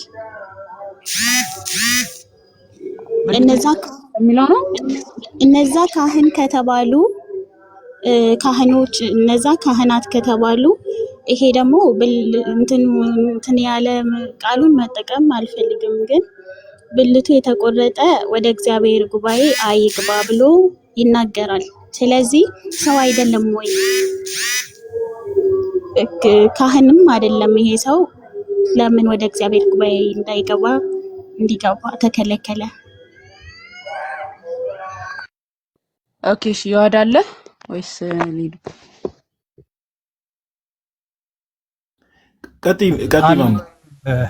ማማዬ ግን ሂጅበት፣ ያው ቀላል ስለሆነ እሺ። ብልቱ የተቀጠቀጠ ወደ እግዚአብሔር ጉባኤ አይግባ የተባለው እነዚህ ሰዎች ምንድን ናቸው ካለን አካላቸውን የሚቀጠቅጡ ሰውነታቸውን ምናምን እንትን የሚሉ በክፉ መናፍስት ተነድተው ክፉ መናፍስት ያዛቸውና ሰውነቶቻቸውን ይንቀጠቅጣሉ ለሚገዙለት መንፈስ ማለት ነው። እግዚአብሔር ባላዘዛቸው እግዚአብሔር ባልፈቀደው መንገድ አካላቸውን እንደዚህ የሚያደርጉ ስለሆኑ እግዚአብሔር ባልፈቀደውና ባላዘዛቸው መንገድ ስላደረጉ እነዚህ ሰዎች ለእግዚአብሔር ሳይሆን የተገዙት ለክፉ መናፍስት ነው የተገዙትና አካላቸውን እንደዚህ የሚቀጠቅጡት። ስለዚህ እነዚህ ሰዎች ወደ እግዚአብሔር ጉባኤ አይግቡ ተባለ። ለምን? እግዚአብሔር የተቀደሰ ሕዝብ ነው የሚፈልገው፣ ለሱ የሚገዙለትን ነው የሚፈልገው። እነዚህ ሰዎች ደግሞ በክፉ መናፍስት ተነድተው ነው አካላቸውን የሚቀጠቅጡት። ከዛ አንጻር የተነገረ ነው። ቁጥር 2 ላይ ዲቃላ ወደ እግዚአብሔር ጉባኤ አይግባ እስከ 10 ትውልድ ድረስ ወደ እግዚአብሔር ጉባኤ አይግባ ይላል። ይህም ጥያቄ ከሆነ አንድ ላይ ስላነሳችሁ ማለት ነው። ዲቃላ የሚለውን ኃይለ ቃል በነገራችን ላይ ይሄ ያለ ጋብቻ የተወለደ ላይ ያው በዝሙት የተወለደ ላይ ብቻ እነሱን ለማሸማቀቅ ምናምን የተገለጸ ቃል አይደለም። በነገራችን ላይ ማለት ኃይለ ቃሉ ይሄ መደባለቅ አይነት ነው። ለምሳሌ ህዝበ እስራኤል ሌላ ከባዕድ ሀገሮች ጋር ከባዕድ ከሆኑ ሰዎች ጋር ጣዖት አምላኪ ከሆኑት ጋር ተደባልቀው ልጅን ካመጡ ያ ሰው ዲቃላ ነው። እግዚአብሔር ባልፈቀደው መንገድ እግዚአብሔር ያልቀደሳቸው ህዝቦች ጋር ሄደው ስለሆነ ተቀላቅለው ልጁን ያመጡት ማለት ነው። ስለዚህ ከዚህ አንጻር እነዚህ ሰዎች የእግዚአብሔር ህዝቦችም አይደሉም። ለምን? በእግዚአብሔር ባልፈቀደው መንገድ ስለመጡ። ሲቀጥል ደግሞ እስራኤላውያን ከባዕዳን ጋር ተዳቅለው ስለሆነ ልጁ የሚመጣው ማለት ነው። ከዛ አንጻር ዲቃላ ወደ እግዚአብሔር ጉባኤ አይግባ እስከ 10 ትውልድ ድረስ ወደ እግዚአብሔር ጉባኤ አይግባ ማለት ከቅልቅል አንጻር ህዝቡ ከመቀላቀላቸው አንጻር የተነገረ ኃይለ ቃል ነውና ቁጥር 1 ላይ ያው በክፉ መንፈስ ተነድተው አካላቸውን እንደሚያደርጉ ሰዎችን ነው እግዚአብሔር አምላክ ወደ እግዚአብሔር ጉባኤ አይግቡ በማለት የተናገረው። ቃለ ሕይወት ያሰማልን ማማዬ። አሪፍ ነው። በቃ ባጭሩ ይሄን ነው ለመጨመሪያ ያክል። አሁን ብልታቸውን የሚቀጠቅጡ የተባለው ለጣዖት አገልግሎት ራሳቸውን ስልብ የሚያደርጉትን የሚናገር ነው ማለት ነው። ኦኬ አባላዘራቸውና ብልቶቻቸውን ቀጥቅጠው ከዛ ለጣዖት አገልግሎት ብቻ እንዲሆኑ ራሳቸውን ማለት ነው። እኛ የጣዖት አገልጋይ ነኝ ብለው ራሳቸውን እንደዚህ የሚያደርጉ እነሱ ወደ እግዚአብሔር ጉባኤ ከቶ አይግቡ ይላል። በተፈጥሮ ወይም ደግሞ እንደዚህ የሆኑትን ግን እያለ አይደለም። እሱን ከምን መረዳት እንችላለን? ትንቢተ ኢሳይያስ ምዕራፍ 56 ከቁጥር 4 ላይ እንዲህ ይላል፣ እግዚአብሔር ሰንበቴን ስለሚጠብቁ ደስ የሚያሰኝኝንም ነገር ስለሚመርጡ ቃል ኪዳኔንም ስለሚይዙ ጃንደረቦች እንዲህ ይላል ይላል። ኦኬ ጃንደረባ ማለት እንደዚያ ስለሆነ ማለት ነው። ከዛ በኋላ ምን ይላል? በቤቴና በቅጥሬ ውስጥ ከወንዶችና ከሴቶች ልጆች ይልቅ የሚበልጥን መታሰቢያና ስም እሰጣቸዋለሁ፣ የማይጠፋም የዘላለም ስም እሰጣቸዋለሁ ይላል። ይሄው በቤቴ የሚለው በእግዚአብሔር ቤት ማለት ነው። በእግዚአብሔር መንግስትም የማይጠፋ የዘላለም ስም ይሰጣቸዋል ብሎ መጽሐፍ ቅዱስ ይናገራል። ከዚህ አንጻር የሚታይ ነው ማለት ነው። እሺ ቃለ ሕይወት ያሰማልን ማማይም ዮሐዴም። ጥሩ ማብራሪያ ነው። በቃ በዚህ መልኩ ነው ቤተክርስቲያናችን እንትን የምትለው። ጥሩ ማብራሪያ ነው እህታችን አያት። እሺ አንድ ሁለት ጥያቄ ካለሽ እንቀበልና የዛሬ ላይቭ ሴሽን አይ ቲንክ ናቱ 2:30 ነው አይደል? ይዋዲ ያለው አዎ 2:30 ነው። ያ ኦልሬዲ 2:05 ስለሆነ እኔም ከ10 ሰዓት ጀምሮ እዚህ ጋር ስለተቀመጥኩ አያት ካለሽ አንድ ሁለት ጥያቄ መጨመር የምትፈልጊ ከሆነ ጥያቄሽን እንቀበል። ለዛሬ በጣም ጥሩ ጊዜ እናሳለፍነው። እግዚአብሔር አምላክ ስሙ የተመሰገነ ይሁን። ምን ቋጭ ይሆናል። ጥያቄ ካለሽ እንቀበል። አንድ ሁለት ጥያቄ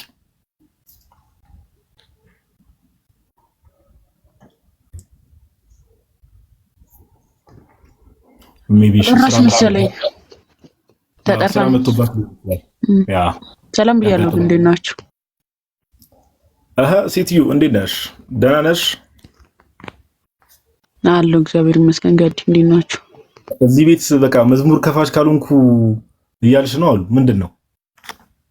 አኩቻንን እያለ ነው እንዴ? ልክፈት እንዴ? አዎ ማሳረጊያማ አንድ መዝሙር እንሰማለን። የምትመለስ ከሆነ አላውቅም፣ ትንሽ እናያት ብዬ ነበር። ካልሆነ እንግዲህ አንድ ጥያቄ ምናምን ብንቀበላት ብዬ ነበር። በእርግጥ ብዙ ጥያቄ ተቀብለናታል፣ እውነት ለማውራት አይደለ? ብዙ ጥያቄ ተቀብለናታል እና ስትከፍት እንደዚህ ትግባና እንደዚህ ስትከፍት ምናምን እየመጣች መጠየቅ ትችላለች። ያ እንደዛ እናደርጋለን። በቃ እንደዛ አድርጊ ማማይ። አይ ቲንክ መዝሙር ክፈችልንና መዝሙር ሰምተን ከዛ የዛሬውን ላይቭ ሴሽን ከ10 ሰዓት ከምናምን ጀምሮ ጥሩ ጊዜ አሳልፈን አይደል ዮሐዴ? ጸደይ ጊዜ ጥሩ የገቡትም ሰዎች ደግሞ ፖዚቲቭሊ ለማውራትም የተነሱት ሀሳቦችም ጥሩ ሀሳቦች ነገረ ክርስቶስ ላይ በቃ ዶግማ ተኮር የሆኑ ነገሮች ስለሆነ ከቅድም ጀምሮ ደስ ይል ነበረ። በጣም ጥሩ ጊዜ ነበር። እግዚአብሔር አምላክ ስሙ የተመሰገነ ይሁን። እሺ ማማይ በቃ መዝሙር ከፈችልን እህታችን አያት